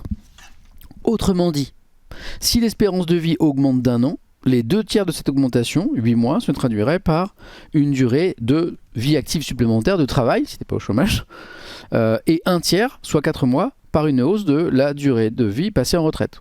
Voilà. Tu gagnes 1 an d'espérance de vie dans une société, ok. 1/3 retraite, 2/3 taf. Alors que l'âge légal de départ à la retraite s'élèvera à 67 ans en Allemagne en 2031, ça c'est ce qui est déjà prévu, cette réforme augmenterait l'âge légal d'environ 6 mois entre 2031 et 2041, donc on passerait à 67 ans et demi en Allemagne. Les experts proposent aussi, pour réduire les dépenses, de supprimer la possibilité d'une retraite anticipée à 63 ans sans décote pour les personnes ayant travaillé 45 ans. Ah putain. Ah ouais. Ah ouais. T'as commencé à travailler tôt ? Bah ouais. Tant pis. Eh ouais, fallait pas. Tu pourras pas partir à 63 ans sans décote. T'as tous tes trimestres de cotisés ? Ouais, mais il y a plus de sous, frère. Ouais. T'es crevé ? Bah ouais. Si tous les assurés repoussaient leur départ à la retraite d'anticiper d'1 an, ça se traduirait par des économies d'environ 6,5 milliards d'euros par cohorte de départ à la retraite. Ah oui, ça c'est des maths basiques. Si tu pars plus tard à la retraite, ça coûte moins cher à la collectivité, ouais, c'est sûr. Ouais.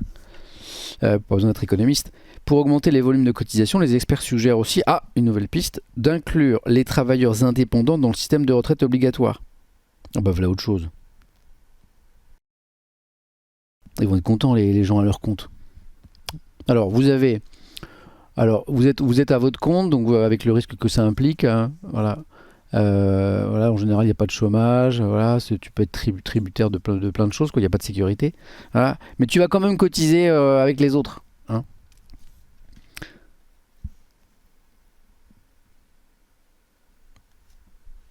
Toute une série de mesures. Alors, vraiment, ce ne sont que des propositions. Cette série de propositions servira de pierre angulaire au projet de loi du gouvernement. Elles ont plutôt été bien accueillies par les experts en suscitant des critiques chez les partenaires sociaux, notamment les syndicats, je suppose. La suppression de la retraite à 63 ans sans décote pour ceux qui ont travaillé 45 ans déjà a déclenché un tir de barrage des syndicats. Tu m'étonnes. Voilà. Alors le patronat, lui, allemand, a salué l'instauration d'un lien entre espérance de vie et vie active, tout en pointant du doigt l'approche de la retraite par capitalisation. Voilà. Renforcer le financement par capitalisation dans le système de retraite est judicieux, dit le patronat, mais cela ne doit pas se faire par la contrainte, ni par l'État, mais de manière volontaire au niveau privé, au sein des entreprises. C'est ce qui se passe actuellement déjà, notamment en France. Voilà. Donc voilà. Et là, les échos nous disent, on devrait un petit peu regarder ce qu'ils disent en Allemagne, parce que c'est peut-être ça qu'il faudrait faire en France. Alors moi, ce qui m'a intéressé dans ce dossier aussi, amis de Twitch et de YouTube, restez avec nous, parce qu'il y a des choses qui arrivent qui sont assez incroyables. C'est un petit encadré dans les échos, là, à cheval sur la page, la page 6 et 7, qui s'appelle « Ces pays européens où la longévité pourrait porter l'âge de départ au-delà... » Pourquoi j'ai un taxi qui arrive, moi ? Ah non, c'est mon taxi de ce matin, je comprenais pas. Au-delà de 70 ans. Allez ! Alors là, moi, ce tableau, il me régale. Alors si je comprends ce tableau, au Danemark, en l'état actuel de la loi, où manifestement ils ont créé un lien entre augmentation de l'espérance de vie et vie de travail, et ben au Danemark, on va vers du 74 ans. N'allez pas au Danemark. Hein. Voilà. Estonie, 71 ans. Italie, on est sur du 70, à terme. Pays-Bas, 70. Suède, 70. Slovaquie, 69, voilà. Voilà. Alors si vous voulez partir tôt, il faut aller en Slovénie. ou au Luxembourg. Voilà. Lisons l'article. Vieillissement de la population, hausse de l'espérance de vie, baisse de la fécondité, oblige les gouvernements européens à prolonger l'activité des seniors. Voilà. Comme le dit Diesel, ça fait rêver. Il faut reprendre le chantier des retraites, c'est indispensable dans un pays qui vieillit. C'est ce que disait jeudi dernier Emmanuel Macron sur France 2. Voilà. Ne cachant pas l'évidence que son successeur devra s'atteler à cette tâche qui concerne aussi beaucoup d'autres pays européens. À l'image de l'Allemagne qui prépare donc cette nouvelle réforme des retraites dont on vient de parler. En décembre dernier, l'OCDE, dans son dernier panorama des pensions, soulignait que le vieillissement démographique connaîtra un rythme soutenu au cours des 25 prochaines années. En conséquence, la part des dépenses publiques consacrées au paiement des retraites est en progression. Bon, ça, on le sait. En Europe, la Grèce et l'Italie sont les pays ayant la plus forte proportion du revenu national consacré aux pensions publiques, sans doute parce que ce sont des pays dont la population est assez âgée, avec des taux de fécondité qui sont faibles. Je crois qu'en Italie, ça a commencé il y a très longtemps. En Italie et en Grèce, 16% du PIB, c'est énorme, est consacré aux pensions de retraite. Les autres pays qui affichent un niveau de dépenses élevé sont l'Autriche, la France et le Portugal pour des niveaux entre 13 et 14% du PIB. Je zoome avec mes petits doigts. Et ces niveaux pourraient encore grimper si aucune réforme n'est entreprise pour faire face au vieillissement. Dans les pays de l'OCDE fin 2024, l'âge normal moyen de la retraite était de 64,7 pour les hommes. À ce jour, ce sont les pays nordiques européens, avec l'Italie, où l'âge légal de départ à la retraite est le plus élevé. Donc 67 ans aujourd'hui au Danemark, mais leur réforme les emmène vers les 72. En Allemagne, en Norvège, aux Pays-Bas. Les Italiens, 67 ans et 3 mois à partir de 2028, donc ça augmente un petit peu. Ils sont à 67 ans aujourd'hui.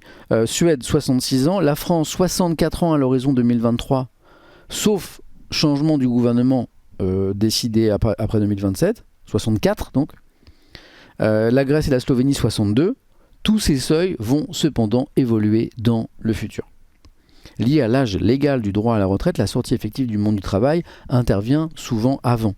Après avoir fortement diminué pendant plusieurs décennies, l'âge effectif moyen de sortie du marché du travail a atteint son plancher en moyenne à la fin des années 2000 dans les pays de l'OCDE. 62 ans pour les hommes, contre 66,3 en 1970. Il y a l'âge légal de départ à la retraite et il y a l'âge effectif de départ à la retraite. Voilà. L'âge effectif de départ à la retraite aujourd'hui en France, il est de 61,9 ans. C'est un seuil parmi les plus bas des pays de l'OCDE, avec la Slovénie, 60,8 et le Luxembourg, 60,1. La Belgique est pas très loin. Le Portugal, on est au-delà. Voilà, c'est au Portugal, c'est 66,5 l'âge effectif. Danemark, 66,3. Pays-Bas, 65 ans. Allemagne, 64,2. Que aujourd'hui les actifs restent effectivement le plus longtemps sur le marché parmi ces pays. Alors face à ce vieillissement, plusieurs pays européens ont choisi de lier l'âge légal du départ à la retraite à l'espérance de vie. Le Danemark, l'Estonie, les Pays-Bas, la Suède, l'Italie, la Slovaquie, le Portugal, la Finlande, la Grèce ont choisi cette option. Avec cette réglementation, écoutez, j'espère qu'il n'y a pas de jeunes Danois dans le chat, un jeune Danois de 22 ans, entré sur le marché du travail en 2024, ne pourrait cesser son activité qu'à 74 ans.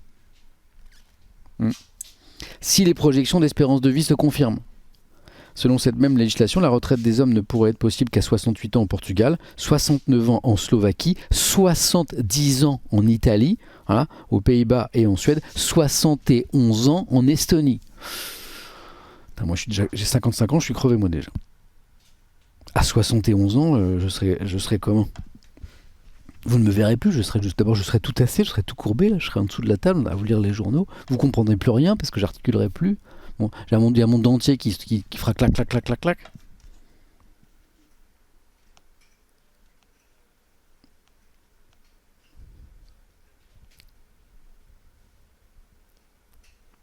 Fin de l'article, globalement, selon les mesures déjà en place, l'âge normal de la retraite moyen pour les hommes dans les pays de l'OCDE sera relevé de presque 2 ans, 66,4 pour les jeunes entrés sur le marché du travail en 2024. Allez, je vous lis sur ces bonnes nouvelles.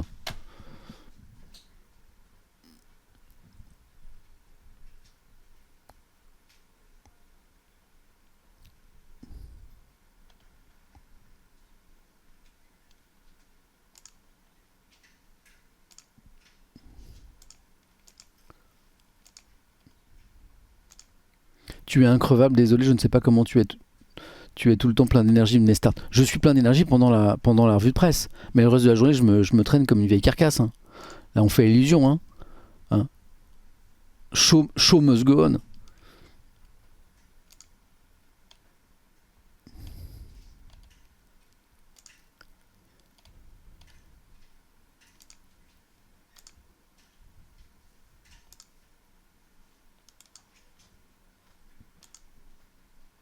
Ah, c'est intéressant ce que dit Noli Vervas. Et dire qu'en Belgique, il voulait enlever l'assimilation du congé maternité-paternité dans le calcul de l'âge de départ à la retraite.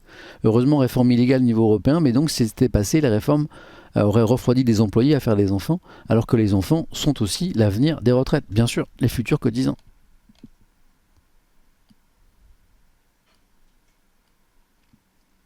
Très bonne question de Baguette Boy. Mais quel est le taux de chômage des seniors dans ces pays dont on parle, là où ça part très tard?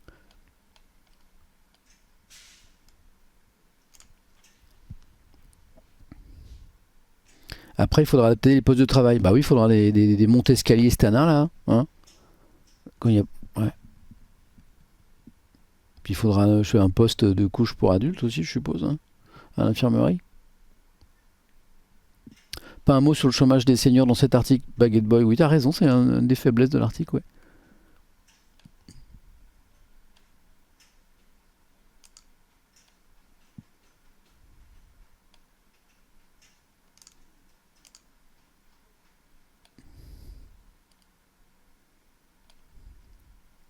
Je vous lis, hein, je suis en train de vous lire, je ne dors pas. Je l'ai lu 2 fois, Baguette Boy. Ah ouais. T'as une espèce de favoritisme là. Mais enfin, illustration que je vieillis, hein, surtout. Hein.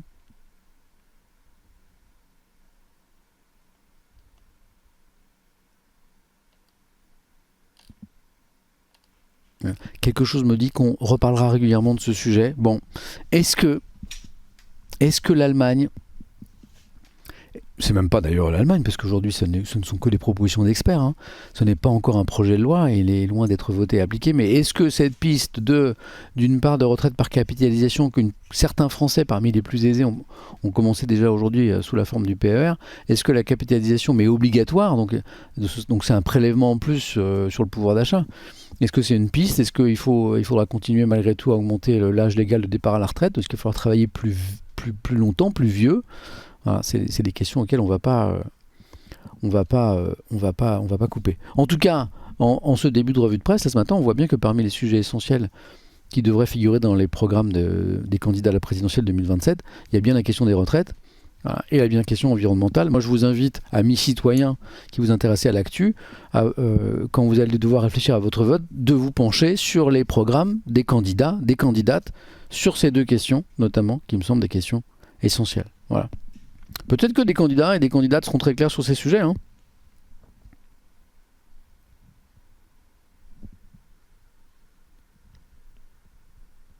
Votez bien, comme dit Tata Cléo.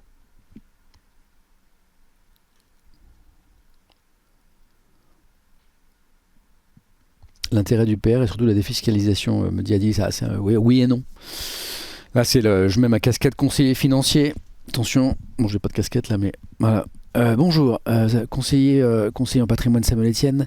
Oui, donc vous me dites que l'intérêt du PER c'est la défiscalisation, oui et non. C'est-à-dire qu'effectivement tu as un avantage fiscal quand tu abondes ton PER, hein, ça permet de réduire ton revenu imposable, tout à fait. Sauf que tu es fiscalisé à la sortie, voilà, comme le rappelle Ursien 81 du PER. Donc tu es défiscalisé à l'entrée, mais refiscalisé à la sortie. Donc c'est intéressant si deux éléments. Si ton PER a été judicieusement choisi et bien placé, hein, la bonne compagnie d'assurance ou la bonne banque, le bon produit, hein, ça reste un placement financier, il faut l'avoir bien choisi, voilà, et qu'il a eu un bon rendement pendant toutes ces années. Bon, voilà, voilà.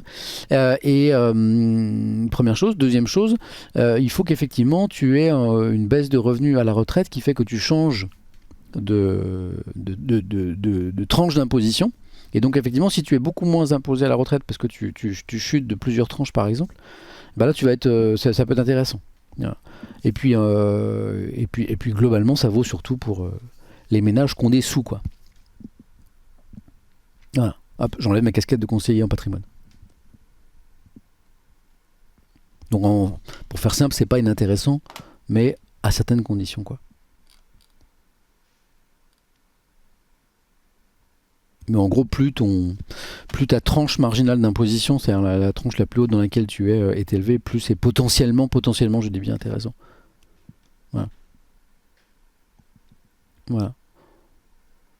Merci beaucoup Mato. Pardon, je remercie pas les subs parce que dans cette configuration de setup à MVP, je vois pas les subs de façon aussi évidente que d'habitude. Je m'en excuse. Ah si, je les ai là, pardon. Mato, Ketzak, Mistral Noir, Dizax, j'avais pas vu. Irish Goddess, Lunaticoa, Onekilo, Orvalvi, mais j'ai remercié personne. Alors qu'il y avait une pluie de subs. It's raining sub. Voilà. Orvalvi, Kaokogung, Orgur. Ah, c'était hier. Bah merci. Merci beaucoup. J'ai retrouvé les subs. Ça, c'est le financement de la retraite. Ça va direct sur le PER, ça. Dans une demi-heure tout pile, on a bien bossé sur l'actu. MVP, voilà. On va parler notamment de ce projet de loi qui est en train d'arriver, mais à allure d'escargot, sur la transparence salariale dans les entreprises françaises, hommes-femmes, mais pas seulement. On va parler de plein d'autres choses. Et on a un super invité à 12h à midi tout à l'heure, c'est Pierre Coffin, le réalisateur du film Des Mignons et des Monstres. Il sort aujourd'hui, Pierre Coffin, qui est un mec formidable, qui est un passionné de dessin, qui est un passionné d'animé, qui est un passionné de plein de choses. Voilà. Et ce serait une super rencontre. Vous pourrez lui poser toutes les questions que vous voulez, notamment sur son parcours. Comment devient Pierre Coffin ? Comment, de petit garçon, on devient réalisateur de films d'animation à succès ? Il nous reste une demi-heure et il me reste 2 actus. Alors, d'abord, je remercie les amis de YouTube qui ont été avec nous pour cette info sur le système de retraite allemand, et je les invite à nous rejoindre le matin sur Twitch s'ils le souhaitent. On passe de bons moments. L'idée c'est que l'actu c'est parfois anxiogène, mais que du coup on n'en fait pas des caisses ici pour pas se mettre le moral dans les chaussettes. Tiens, justement, actu positive. Actu positive. Hop. Parce que dans l'actu, parfois il y a des belles histoires. Là, c'est sur la question du handicap, question qu'on évoque souvent ici parce que c'est une question essentielle, hein, de l'inclusion, de comment un pays, une société se met en situation d'inclure au mieux les personnes en situation de handicap à l'école, sur le marché du travail, dans les transports et dans toute la société. Là, c'est une toute petite initiative, c'est très local, mais elle est tellement positive que je voulais la partager avec vous. Reportage dans La Croix sur une association qui s'appelle Fratrie, la colocation qui veut rendre le handicap ordinaire. En France, près d'1 million de personnes en situation de handicap mental n'ont souvent d'autre choix que des foyers institutionnels pour se loger. L'association Fratrie propose des colocations mixtes en cœur de ville où jeunes actifs et personnes handicapées partagent un toit sur un pied d'égalité. Le truc est super cool. Évidemment, c'est une initiative seulement, mais elle est sympa. Ça se passe notamment à Rennes, ici. Bon, en même temps, c'est pas une surprise, Rennes, c'est des Goths, tout le monde le sait, et je ne dis pas ça parce que je suis rennais. Rennes, un mardi de mai ensoleillé, donc déjà ça c'est une info, du soleil à Rennes. Bon bah, illustration du changement climatique. Voilà. À mon époque, Rennes, quasiment toute l'année, voilà, t'avais une vision, un champ de vision à 1 mètre, 2 mètres, tu vois, entre la brume permanente, le crachin, voilà. Voilà, bon bah, maintenant le ciel se dégage, il n'y a plus de saison, il n'y a plus de climat, je vous le dis moi. Rennes, un mardi de mai ensoleillé, derrière une façade en schiste et granit au volet vert, rien ne distingue cette bâtisse des immeubles voisins du centre-ville. Voilà. 13 personnes y partagent leur quotidien dans une configuration que la France connaît encore très peu, une colocation mêlant jeunes actifs et personnes en situation de handicap mental dans les mêmes espaces, sans lien de responsabilité entre les uns et les autres. Joseph Pranger, 28 ans, responsable de la maison, fait visiter. Alors il y a la grande cuisine, bleu marine, le salon avec son baby-foot. Un son qu'un baby-foot, excellent ça. Roulette, bam. Pardon. Le salon télé privatisable, hein. La chambre d'amis au sous-sol avec canapé lit et salle de bain, la buanderie collective qui tourne. Chaque détail a été pensé pendant 18 mois de travaux pour que l'édifice ressemble à une vraie maison et pas à un établissement. L'idée c'est d'avoir tous les avantages de la colocation sans les contraintes, être en cœur de ville, ne pas souffrir de la solitude, avoir une bonne intimité aussi, résume le jeune homme. Voilà, c'est lui qui gère un petit peu la maison, quoi. Voilà. 11 chambres, 5 occupées par des colocataires accompagnés, comme on les appelle, les personnes en situation de handicap, et 6 par des jeunes actifs. Ce ne sont pas des étudiants, c'est des jeunes qui bossent. 2 autres résidents vivent dans un petit appartement attenant avec une autonomie plus grande, mais rejoignent les espaces communs à volonté. Anne-Emmanuelle, 41 ans, porteuse de trisomie 21, est là depuis janvier 2024. C'est presque ma deuxième famille, dit-elle simplement. En novembre, elle va déménager dans la deuxième maison fratrie qui ouvre à Rennes, dans un studio indépendant, étape de plus dans son parcours d'autonomie. C'est cool en vrai. Arnaud, 26 ans, lui aussi en situation de handicap, soutenu par Joseph dans sa recherche d'emploi, il travaille désormais dans une crèche inclusive et prépare son CAP petite enfance. C'est vrai que j'ai vu un reportage il n'y a pas longtemps comme ça, il n'y a pas beaucoup, même il y a des crèches comme ça qui emploient quelques personnes en situation de handicap, dans une volonté d'inclusion. Une autre colocataire accompagnée a décroché un CDI dans le même établissement. De l'autre côté de la grande table blanche, Ariane, 24 ans, qui est infirmière au CHU de Rennes, est arrivée fin août sur les conseils d'une amie. Louise, 27 ans, qui venait de Lyon, cherche un poste dans la gestion de projets associatifs. Arnaud, 32 ans, est professeur en agronomie, donc ce sont des personnes qui ne sont pas en situation de handicap, mais qui ont choisi de vivre là. Il a trouvé la coloc sur le site Le Bon Coin. Je n'avais aucune info. Après avoir visité, je me dis que ça changerait de format de mes 5 précédentes colocs. Plus classique. Il repart à Aix à la rentrée, mais non sans regret, c'était trop court. Manifestement, il a apprécié l'expérience. Pour tous, le quotidien ressemble à n'importe quelle grande colocation. Repas commun le soir, sortie au restaurant ou au bowling, soirée jeux de société. Une seule règle, un dîner réunissant tous les habitants une fois toutes les 2 semaines. Voilà, c'est assez chill, c'est assez souple. On n'a rien à gérer d'autre que les bons moments, dit Arnaud. Les difficultés du quotidien des colocs accompagnés sont prises en charge par les accompagnants de vie. Ces auxiliaires, salariés de services d'aide à domicile partenaires, assurent en moyenne 2 heures de présence quotidienne auprès de chaque résident accompagné. Fratrie, donc c'est une assoce, a été imaginée en 2021 par Emmanuel de Carayon et Aurélien Lermite, le premier qui avait lancé les cafés joyeux, le second dirigeait des dispositifs aux personnes handicapées, tous deux frappés par un même constat. En France, les personnes en situation de handicap mental n'ont guère le choix de leur logement ni de leur travail. Le Comité des Nations Unies parle même de ségrégation. Voilà. Tandis que 35% des jeunes actifs de 25 à 39 ans se déclarent seuls. Je me rappelle, rien à voir. Je fais encore une parenthèse bien égotique. Mais je me rappelle, mon premier job, pour moi... Oh, merci beaucoup à MK Buckley pour les 5 abonnements. Quoi 10 ? Il y a quelqu'un qui a offert 10 abonnements à la commu. Oh, merci Buckley, merci beaucoup. Et donc, mon premier job après l'armée, à l'époque il y avait l'armée, pour le breton exilé à Paris que j'étais, c'était à Montélimar. Autant dire que quand on m'a proposé ce job, donc dans la Drôme, d'abord je suis allé voir où c'était Montélimar, je suis allé voir où c'était la Drôme, ok. Et puis je me suis retrouvé là-bas, pas de famille, pas d'amis, pas de connaissances, je sais pas, j'avais 24 ans. Et c'est bizarre, ouais, le nougat. Voilà. Et au début, j'ai vécu dans un foyer de jeunes travailleurs. C'était des chambres dans un bâtiment, un petit immeuble. Et avec un peu comme ça, chacun avait sa chambre un peu sympa, comme un mini studio, mais il y avait des espaces communs pour la cuisine par exemple. Voilà. Et ben c'était super. Voilà. Et par exemple, dans la chambre d'à côté, j'avais un jeune homme qui était mécanicien ou apprenti en mécanique. Et qui avait toujours les mains dans son moteur. Je me rappelle, ça me faisait rire que sa voiture était toujours en panne. Non, il faisait tout seul, et puis je pense qu'il bossait trop vite. Sa voiture était toujours en panne. Et on était devenus potes, alors que on venait d'univers très différents. Il écoutait je me rappelle, il écoutait du Johnny Hallyday à fond. C'est lui qui m'a fait découvrir Johnny, je connaissais pas. Et on faisait des balades et tout, et sa voiture tombait toujours en panne. C'était génial. Et le mec était super sympa. Alors on s'est perdu de vue après parce que bon, après j'ai pris un appart classique et puis mais c'était cool en vrai. Voilà, c'était cool en vrai et notamment parce que ça m'a permis de lutter contre la solitude qui frappe souvent le jeune actif quand il est amené à bosser dans une ville où il a aucune relation quoi. Voilà. Après je me suis fait d'autres potes. Allez, bonjour les amis. Bon, je vais pas m'énerver, de toute façon c'est à chaque MVP hein, ou pas. Un petit F5, je mets dans le chat un petit F5 et c'est reparti. Bon, désolé les amis, alors on va pas s'énerver puisque c'est devenu systématique. La dernière revue de presse que j'ai présentée avant MVP, donc il y a quelques semaines, on a déjà eu ça, à peu près au même moment d'ailleurs. C'est-à-dire, donc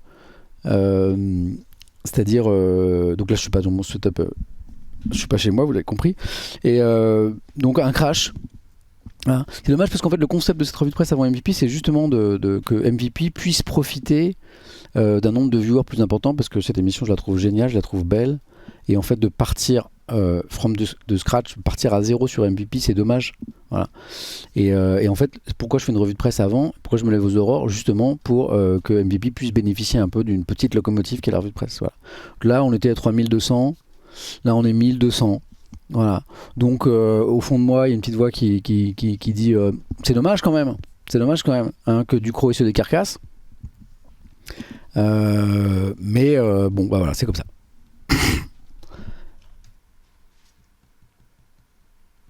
Donc, alors, moi j'étais sur cette initiative qui était cool en vrai, voilà. Donc de ce logement partagé à Rennes entre personnes valides et personnes en situation de handicap. Voilà. Et je parlais de mon histoire à Montélimar, voilà, avant d'être interrompu, sans doute par les services secrets russes d'ailleurs, hein.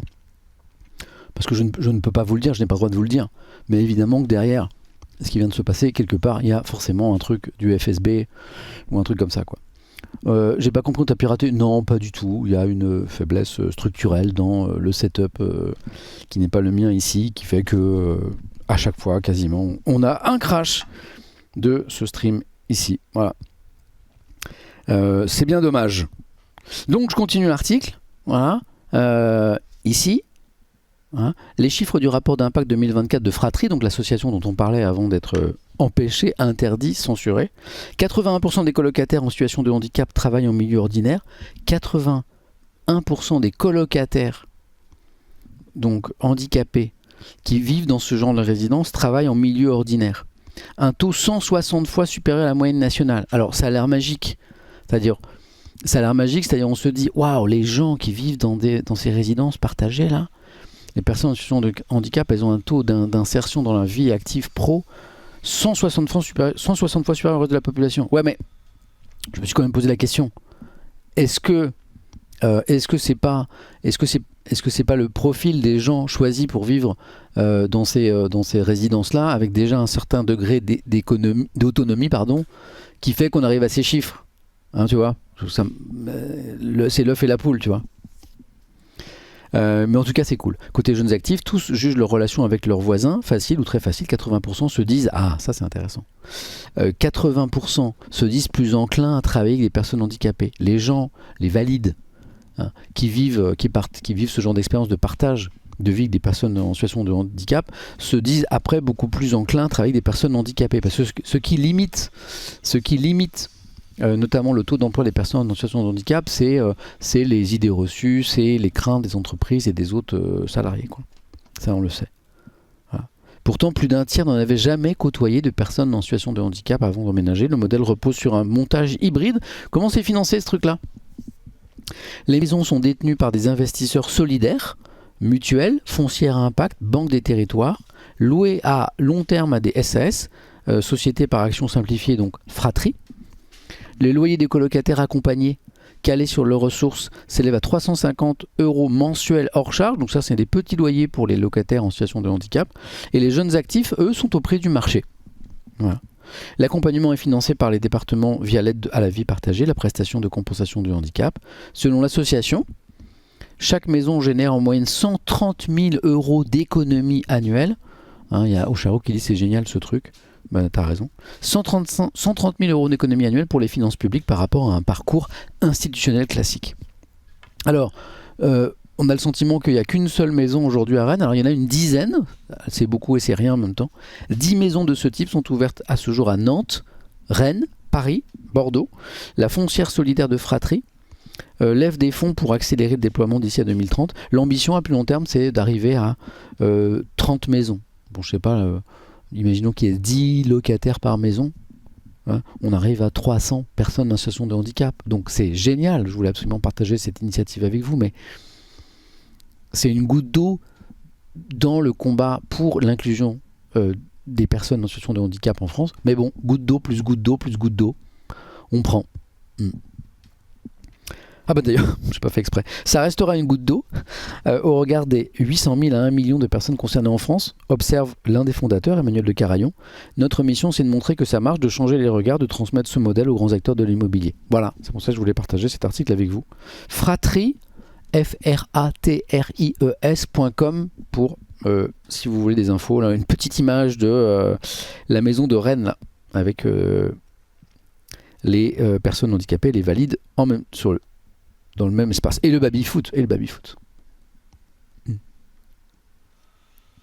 Ah, c'est intéressant. Irish Goddess nous dit, pour ceux qui comprennent l'anglais, je vous encourage à écouter le talk de Chloé Hayden, actrice australienne autiste, qui exprime son point de vue sur la place des artistes dans la société. C'est absolument passionnant, je dirais même d'utilité publique. Il y a un régime qui vient de dire, nous sommes tous des gouttes d'eau. Et ben, ça fait bien plaisir. On est bien d'accord, Brezan. L'initiative est cool, mais bon, ça déporte toujours la responsabilité sur les bonnes volontés. Là où des personnes en situation de handicap pourraient être autonomes si les services étaient accessibles, numériquement par exemple. Tu as bien raison. On est bien d'accord. Voilà. C'est pour ça qu'il faut parler d'une société validiste. C'est comme ça qu'on dit parfois. Passer d'une société validiste à une société d'inclusion. Voilà. Mais c'est un long chemin. Voilà. Et j'ai bien conscience en lisant ces articles que ce sont des petites gouttes d'eau, mais je préfère en parler plutôt que de constater que globalement on ne fait pas assez encore, quoi. C'est ça un validiste, hein. Alors il nous reste 9 minutes. Bah, c'est marrant, Clotilde n'est pas passée pour le maquillage. C'est bizarre. Bon, ça devrait, normalement, on devrait être maquillé parce que c'est un des moments rigolos de la revue de presse quand je suis ici, c'est que le maquillage est en direct. Dans 10 minutes, un super joli MVP. C'est marrant parce que, hop. Et on passe sur le dernier sujet qu'on approfondira tout à l'heure, puisque dans les sorties de ciné de ce mercredi, il y a Des Mignons et des Monstres, dernier opus de la grande saga Moi moche et méchant et les Mignons. C'est le 7e volet en fait de cette saga. Voilà, et à l'origine de tout ça, il y a un homme qui s'appelle Pierre Coffin, qui est un réalisateur français, qui est quelqu'un que j'aime beaucoup, que je connais depuis longtemps. Et donc c'est vraiment son bébé, le film qui sort aujourd'hui, parce que il a souvent été co-réalisateur associé à d'autres dans les épisodes précédents. Et là, il est vraiment seul aux manettes artistiquement. Il me l'a dit récemment, c'est sans doute son film le plus personnel. Notamment, il y a sa passion pour le cinéma qu'on voit beaucoup. Et donc, il y a un article dans le Figaro, voilà. Le créateur des célèbres créatures jaunes revient avec un 3e film pétaradant, hein, parce qu'en fait c'est le 3e opus des Mignons tout seul, alors qu'il y a 4 films Moi moche et méchant, ça fait 7. Voilà. Rencontre avec un passionné, voilà. Il est là, Pierre Coffin, je sais pas où a été prise la photo, à Londres, parce qu'il voyage beaucoup, sachant que la société Illumination, le studio, ils ont une grosse antenne à Paris avec des centaines de personnes qui bossent, c'est Illumination Paris. Mais c'est une boîte américaine et le producteur à succès derrière tous les films, moi moche et méchant, Illumination, tout ça, c'est un producteur américain. Voilà. Qui est notamment derrière le succès de L'Âge de glace. Ouais, c'est le même mec. Il faisait une émission de cuisine aussi? Non, je crois pas. Le Mongre. Je pense que tu... Ouais, il y a eu un raid de qui, bordel? J'ai pas vu. Oh, Jardy Stream. Alors Jardy Stream, tu fais plaisir. Ton raid fait plaisir parce que je suis dans le studio de MVP et quasiment comme à chaque stream ici, j'ai eu un crash de la revue de presse qui fait que plein de gens sont partis, sont pas revenus. Voilà. Et j'ai le cœur en peine. Voilà. Et du coup, ton raid fait d'autant plus plaisir. Voilà.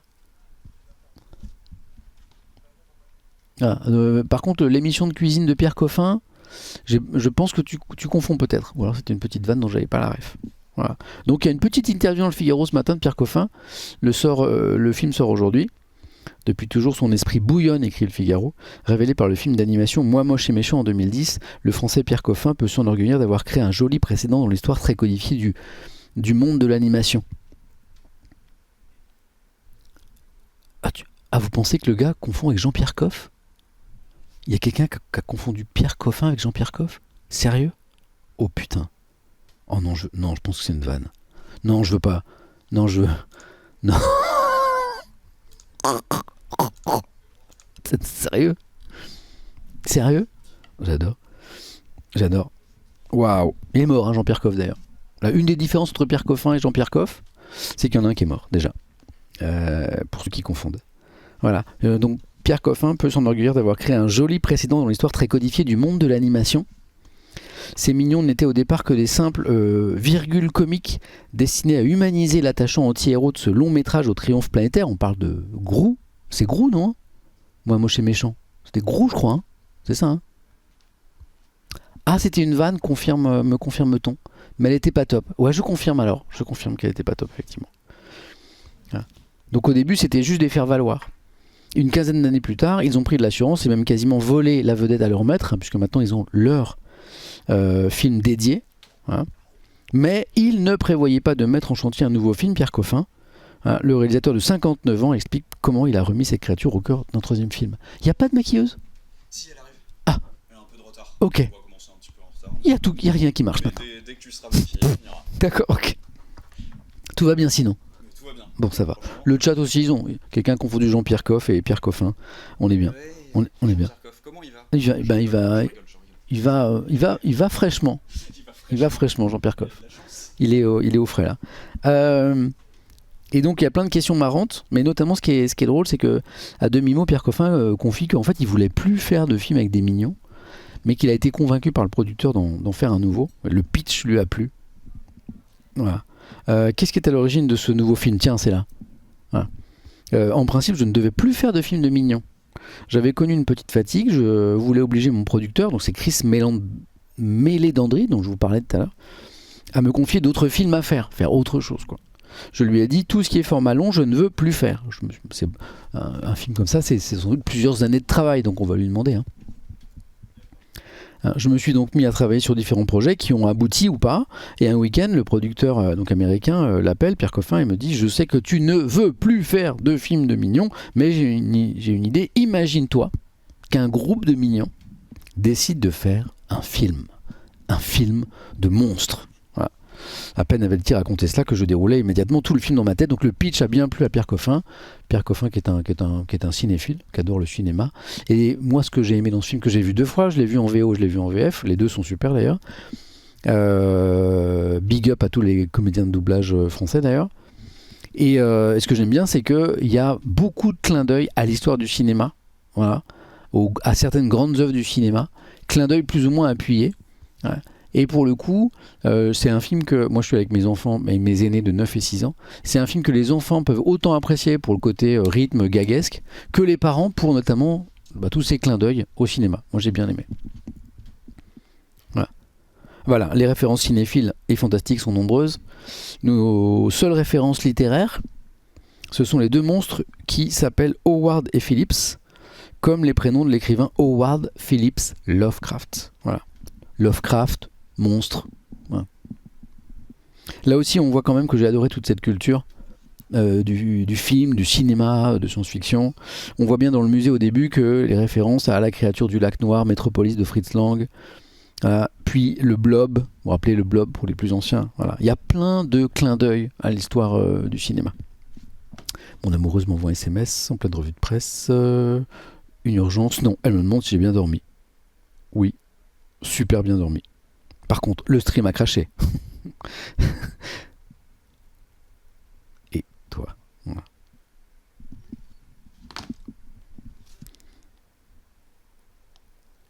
Ah, ce film est aussi une mise en abîme du cinéma. Moi, c'est ce qui m'a plu.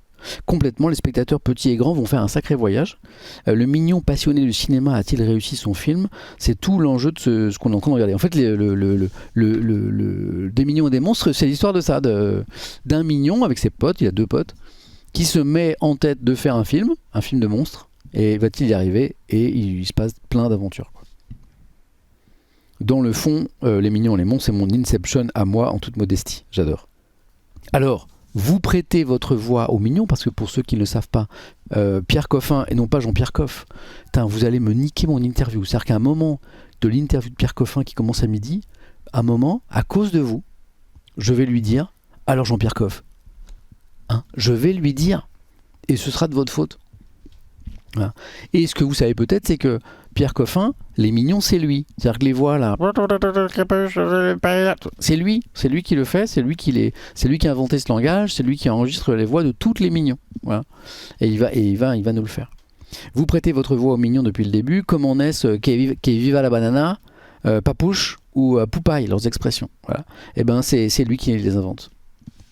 C'est souvent au hasard, quand je double, j'ai un peu la peur au ventre. Par exemple, nous on a fait, alors c'était dans le cas d'une OP, je le dis clairement, mais j'ai eu la chance de pouvoir visiter le studio Illumination à Paris et de voir un peu les coulisses de comment est fabriqué un film d'animation comme celui-ci.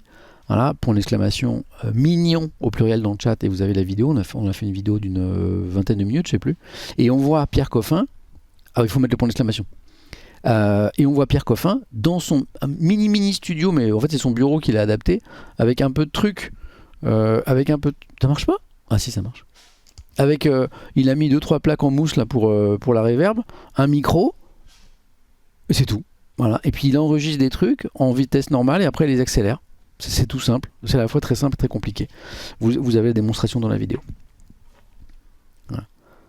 D'habitude, quand j'écris ces dialogues, j'utilise ce qui me vient par la tête. Souvent, ce sont des plats indiens, des noms de chanteurs. Ici, c'est le nom de Dua Lipa qui a surgi. Donc voilà, dans ce film, a priori, il y a Dua Lipa qui se retrouve dans le charabia des mignons. Alors, ce qui est intéressant, je spoil un peu parce que c'est une des questions qu'on abordera avec lui, mais les mignons sont nés un peu par hasard. Les mignons qui font le succès de Moi Moche et Méchant et Oh Clotilde, comment ça va? Mesdames et messieurs, regardez bien ce visage car il va changer. Là c'est mon visage normal, c'est mon visage fatigué, c'est mon visage vieux. Dans quelques secondes, ce visage va rayonner, ce visage va être rajeuni. Il va être sublimé. Merci Clotilde. Voilà. Parce que Clotilde est là avec ses pinceaux. Oh, j'ai un petit grésillement de son. Vous avez aussi le grésillement de son, vous? Incroyable. Vous l'avez le grésillement, vous? Oh, incroyable. Bon, le setup qu'a le setup qu'a vieilli. Non, vous l'avez pas? Sugar tout là, toi. Et donc le grésillement, ouais. Bon, incroyable. Bref. Oui, un œuf au plat qui cuit. Ouais. C'est peut-être le PC qui est en train de cuire. Ouais. Il y a un petit grésillement maintenant sur le stream. Bon. Ah, il est parti à l'instant. Ok, c'est bon, il est parti. Ah, il est revenu. Oh, c'est pas grave. Alors les mignons, au début, ils ressemblaient à une armée de trolls, de simples aides de camp du méchant. C'était vraiment des seconds couteaux. Ça va, tu vas bien. Rapidement, nous nous sommes rendus que nous n'avions pas le budget pour faire cette armée de trolls. Alors, ils ont simplifié à mort. Alors, nous avons demandé à Éric Guillon qui nous donne sa vision des choses. Dans les premières ébauches, les mignons, c'était des humains minuscules. Donc, c'était pas du tout les petits bonshommes jaunes à salopette bleue, là. Nous les avons simplifiés à l'extrême. Tu me dis si tu veux que j'enlève des trucs. Nous avons gardé le bleu de travail. Quant à l'idée qu'ils sont jaune pâle, c'est parce qu'ils vivent sous terre. Voilà, pareil pour les lunettes de soudeur syndiqué. Voilà comment sont nés les mignons. Bon, c'est dit un peu brièvement, mais je ferai parler Pierre plus longtemps sur la manière dont les mignons sont nés, quoi.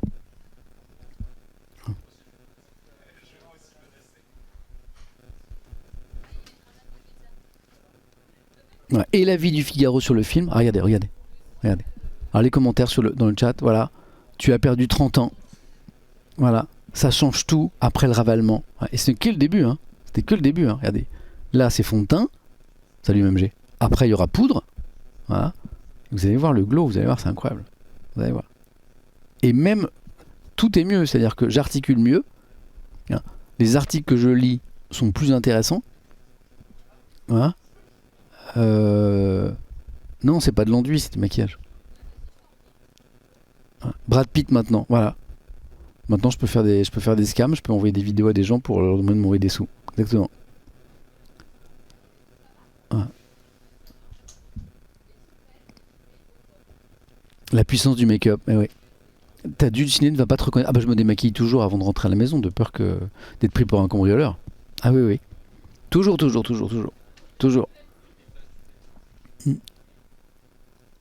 Est-ce que quelqu'un me demande si c'est la même personne qui restaure le monument historique? Et donc, avis du Figaro sur le film, critique ce matin, c'est sans doute le meilleur des trois, parce qu'il y a eu 3 films 100% mignons, Hein, avec des mignons et des monstres, Pierre Coffin a retrouvé toute sa fantaisie, son sens du burlesque. Lui qui pensait sa source d'inspiration tarie, il a mis au jour une nouvelle mine d'idées comiques à exploiter en s'abreuvant sur la mythique histoire du cinéma américain. Dans les années 20 à Hollywood, des mignons veulent tourner un film de monstres, donc c'est le pitch, hein, on verra la BA tout à l'heure.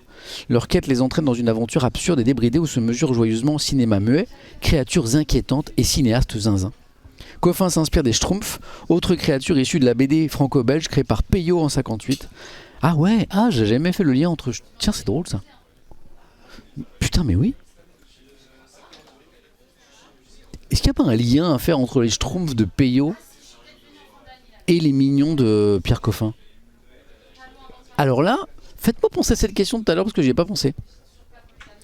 Et livre un film débordant d'énergie et d'infonction visuelle. Ah, les gens sont en train de s'installer. Il y a Tatiana qui est rentrée. Il y a Mimi Hegel qui est installée dans les beaux canapés. Là, c'est incroyable. Hein, et livre un film débordant d'énergie et d'invention visuelle. À vitesse de la lumière, il enchâsse une histoire dans l'autre et le chaos se transforme en ravissement. C'est drôle, vif, joyeusement débridé. Chapeau bas, Mister Coffin. Voilà. Il n'y a pas de chef ni de Schtroumpfette. C'est pas faux. Mais bon, il y a quand même les méchants, voilà, qui sont peut-être des Gargamel quelque part. 14 minutes, me dit-on, la vidéo sur YouTube et pas 25 minutes, merci beaucoup. Mais les mignons sont jaunes et les Schtroumpfs sont bleus, est-ce qu'on est sûr de la comparaison? Très bonne remarque de Marilyn. Voilà.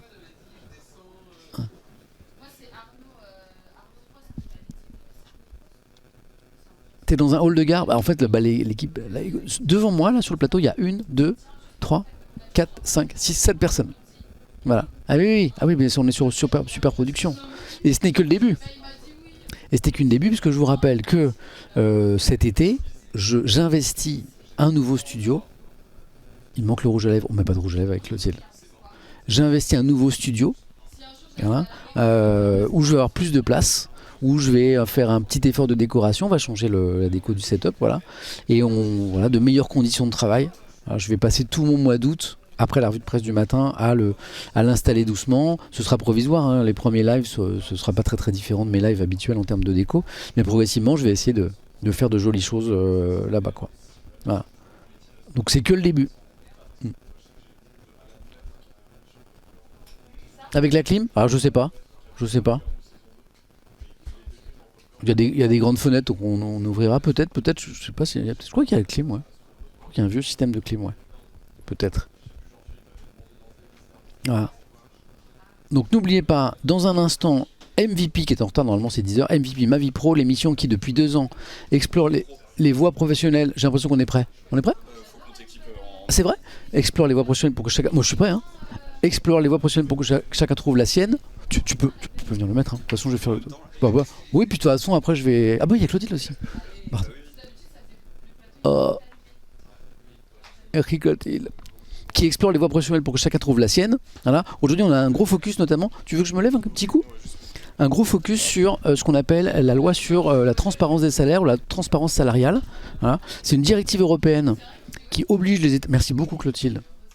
Qui oblige les États européens à mettre en place cette loi. Alors, on en est où en France? Moi, je peux vous le dire. Hein. Merci beaucoup. Tu as eu le temps d'aller aux toilettes? Non, je vais y aller. Qu'est-ce qui me remplace pendant que je vais aux toilettes? C'est toi, Paul, qui me remplace pendant que je vais aux toilettes ou c'est Ludo? Qui pourrait faire ça? Je sais pas, ou Tatiana ou... Merci beaucoup. Tatiana Je sais pas, ou... Tu peux remplacer ça pendant qu'il va au cabinet? Ah voilà. Donc je vous explique tout sur la loi dans un instant. Voilà. Et là, mesdames et messieurs, sous applaudissements, Tatiana va prendre ma place le temps que j'aille faire un petit pipi. Voilà. Ça va et toi, Sam? Je te laisse la main, hein. Je te laisse la main, hein. Bonjour. Coucou. Je suis gênée. Coucou. Comment ça va? Vous allez bien? Bonjour tout le monde. Est-ce que vous allez bien? Est-ce que vous avez bien dormi? Avec cette chaleur, c'est un peu compliqué en ce moment. J'espère que vous avez bien dormi. Samuel, il a un peu changé. J'ai beaucoup de cheveux comparé à Sam. Il y a un... Je rigole, évidemment. Comment ça va tout le monde? Très mal. Bah ouais, vous m'étonnez, il fait vraiment très chaud en ce moment. Mais vous avez vu que le sujet de la chaleur, c'est le meilleur en ce moment. Quand vous venez de connaître quelqu'un ou vous arrivez à une soirée, on sait pas trop quoi dire. Qu'est-ce qui fait chaud aujourd'hui? C'est vraiment, c'est un petit peu le sujet de conversation. Vous pouvez y aller. C'est le maquillage. C'est quoi que t'es en train de dire? Parce que je suis en train de vous rencontrer, hein, la team de Samuel. D'habitude, je fais des lives avec lui, mais je vous lis pas spécialement parce que c'est pas mon chat. Faites attention, je vous vois. De Clotilde. C'est penser, ouais, il fait chaud. Ouais, c'est vrai. Fait chaud, le dos, ouais, c'est exactement ça. C'est quoi vos astuces là, les gars, pour la chaleur? Vous savez que moi, j'ai acheté, je peux pas vous le montrer, je l'ai pas sur moi, mais j'ai acheté un ventilateur de cou. Non, mais ça fait très touriste quand je me balade dans le métro. Mais en gros, c'est comme un collier, et vous avez deux gros ventilos là. Je vous parle sérieusement. Vous avez deux gros ventilos là, et ça fait très touriste quand je suis dans le métro, les gens ils me regardent. J'ai vu la pub. Ah. Vous vous moquez de moi, là, j'ai vu un MDR. Salut Tat, ça va quoi Jules? Mettre des packs de glace sous l'oreiller. Non, alors là, par contre, après ton oreiller, il est trempé, c'est horrible. C'est affreux. Ça fonctionne bien? Ouais, je te jure. Par contre, ça m'a chopé les cheveux 2-3 fois. Donc à deux doigts de devenir comme Samuel, finalement. Ouais, je vous jure, c'est vraiment bien. Je serais allée le chercher, mais c'est trop lent, après je vais me faire engueuler. Ah, je vous jure que je ne troll pas. Pour le ventilo? Ah, je troll pas du tout. Pas du tout. Je suis hyper sérieuse. J'ai fait... Non, attendez, qu'est-ce que j'ai mis? Je mettrai une photo sur Insta. Ça va, Barbiche? Dans les transports, j'envie tellement tous ceux qui n'ont pas... Ouais. Il y a les petits ventilos maintenant que tu as en main. Là. Astuce partie en Bretagne. Ouais, mais ça, c'est faux, ça. Les gens qui disent oui, en Bretagne, il fait jamais beau, etc. Il fait super beau en Bretagne et il fait aussi très chaud. Tu veux peut-être reprendre ta place? Ah, c'est moi qui... Ah, d'accord, c'est moi qui donne le top. Faut que je dise quoi? Bah, tout le monde est prêt? Ok. Tu fais un décompte. Tu fais un décompte, tu lances le top et l'émission va partir. Ah, tu veux aller t'asseoir? Ouais, même moi. Vas-y. Ok. Et si je veux pas lancer le top et je vais rester en live avec eux? Je peux. Là, tu peux. En plus, 40, ouais, 40, voilà, merci. 40 degrés hier en Bretagne. Donc arrêtez de dire qu'en Bretagne il fait pas beau, il fait froid, etc. C'est pas vrai. Hein, faut arrêter ça. D'accord? Je sais pas ce que je dois dire. Faut que tu lises un article. Les gars, quand je lis, ça va pas du tout. Je sais pas vraiment lire. Donc vaut mieux pour vous que je ne me lance pas sur des lectures d'articles. On est foutu. D'accord? On est foutu. 43 degrés. Ben voyez qu'il fait moche en Bretagne. À la base, c'était sa ligne éditoriale de la chaîne. genre c'était vraiment le truc. Mais qui a mis... Mais oui, sur Bretagne. Faut le virer, il n'y a plus rien. Ouais. C'est vrai qu'il n'y a plus rien qui marche. Mais donc voilà, arrêtez de critiquer la Bretagne avec leur température, d'accord? Attention aux oreilles, au changement de scène. Chat. Ah, faut que je lance le top là? Ah merde, je voyais que tout le monde me regardait dans la régie et je me suis dit bah, peut-être qu'il faut que je fasse quelque chose. Eh bien les amis, tout le monde est installé pour commencer MVP. Il est temps de repartir pour la dernière de cette saison et je n'ai toujours pas pris la place de Ludo, mais ça ne serait tardé pour la saison prochaine. Les amis, est-ce que vous êtes prêts? Je veux des let's go dans le chat. C'était bien là, non? Et là je dois me lever? Là, tu peux y aller. Et là je dois me lever.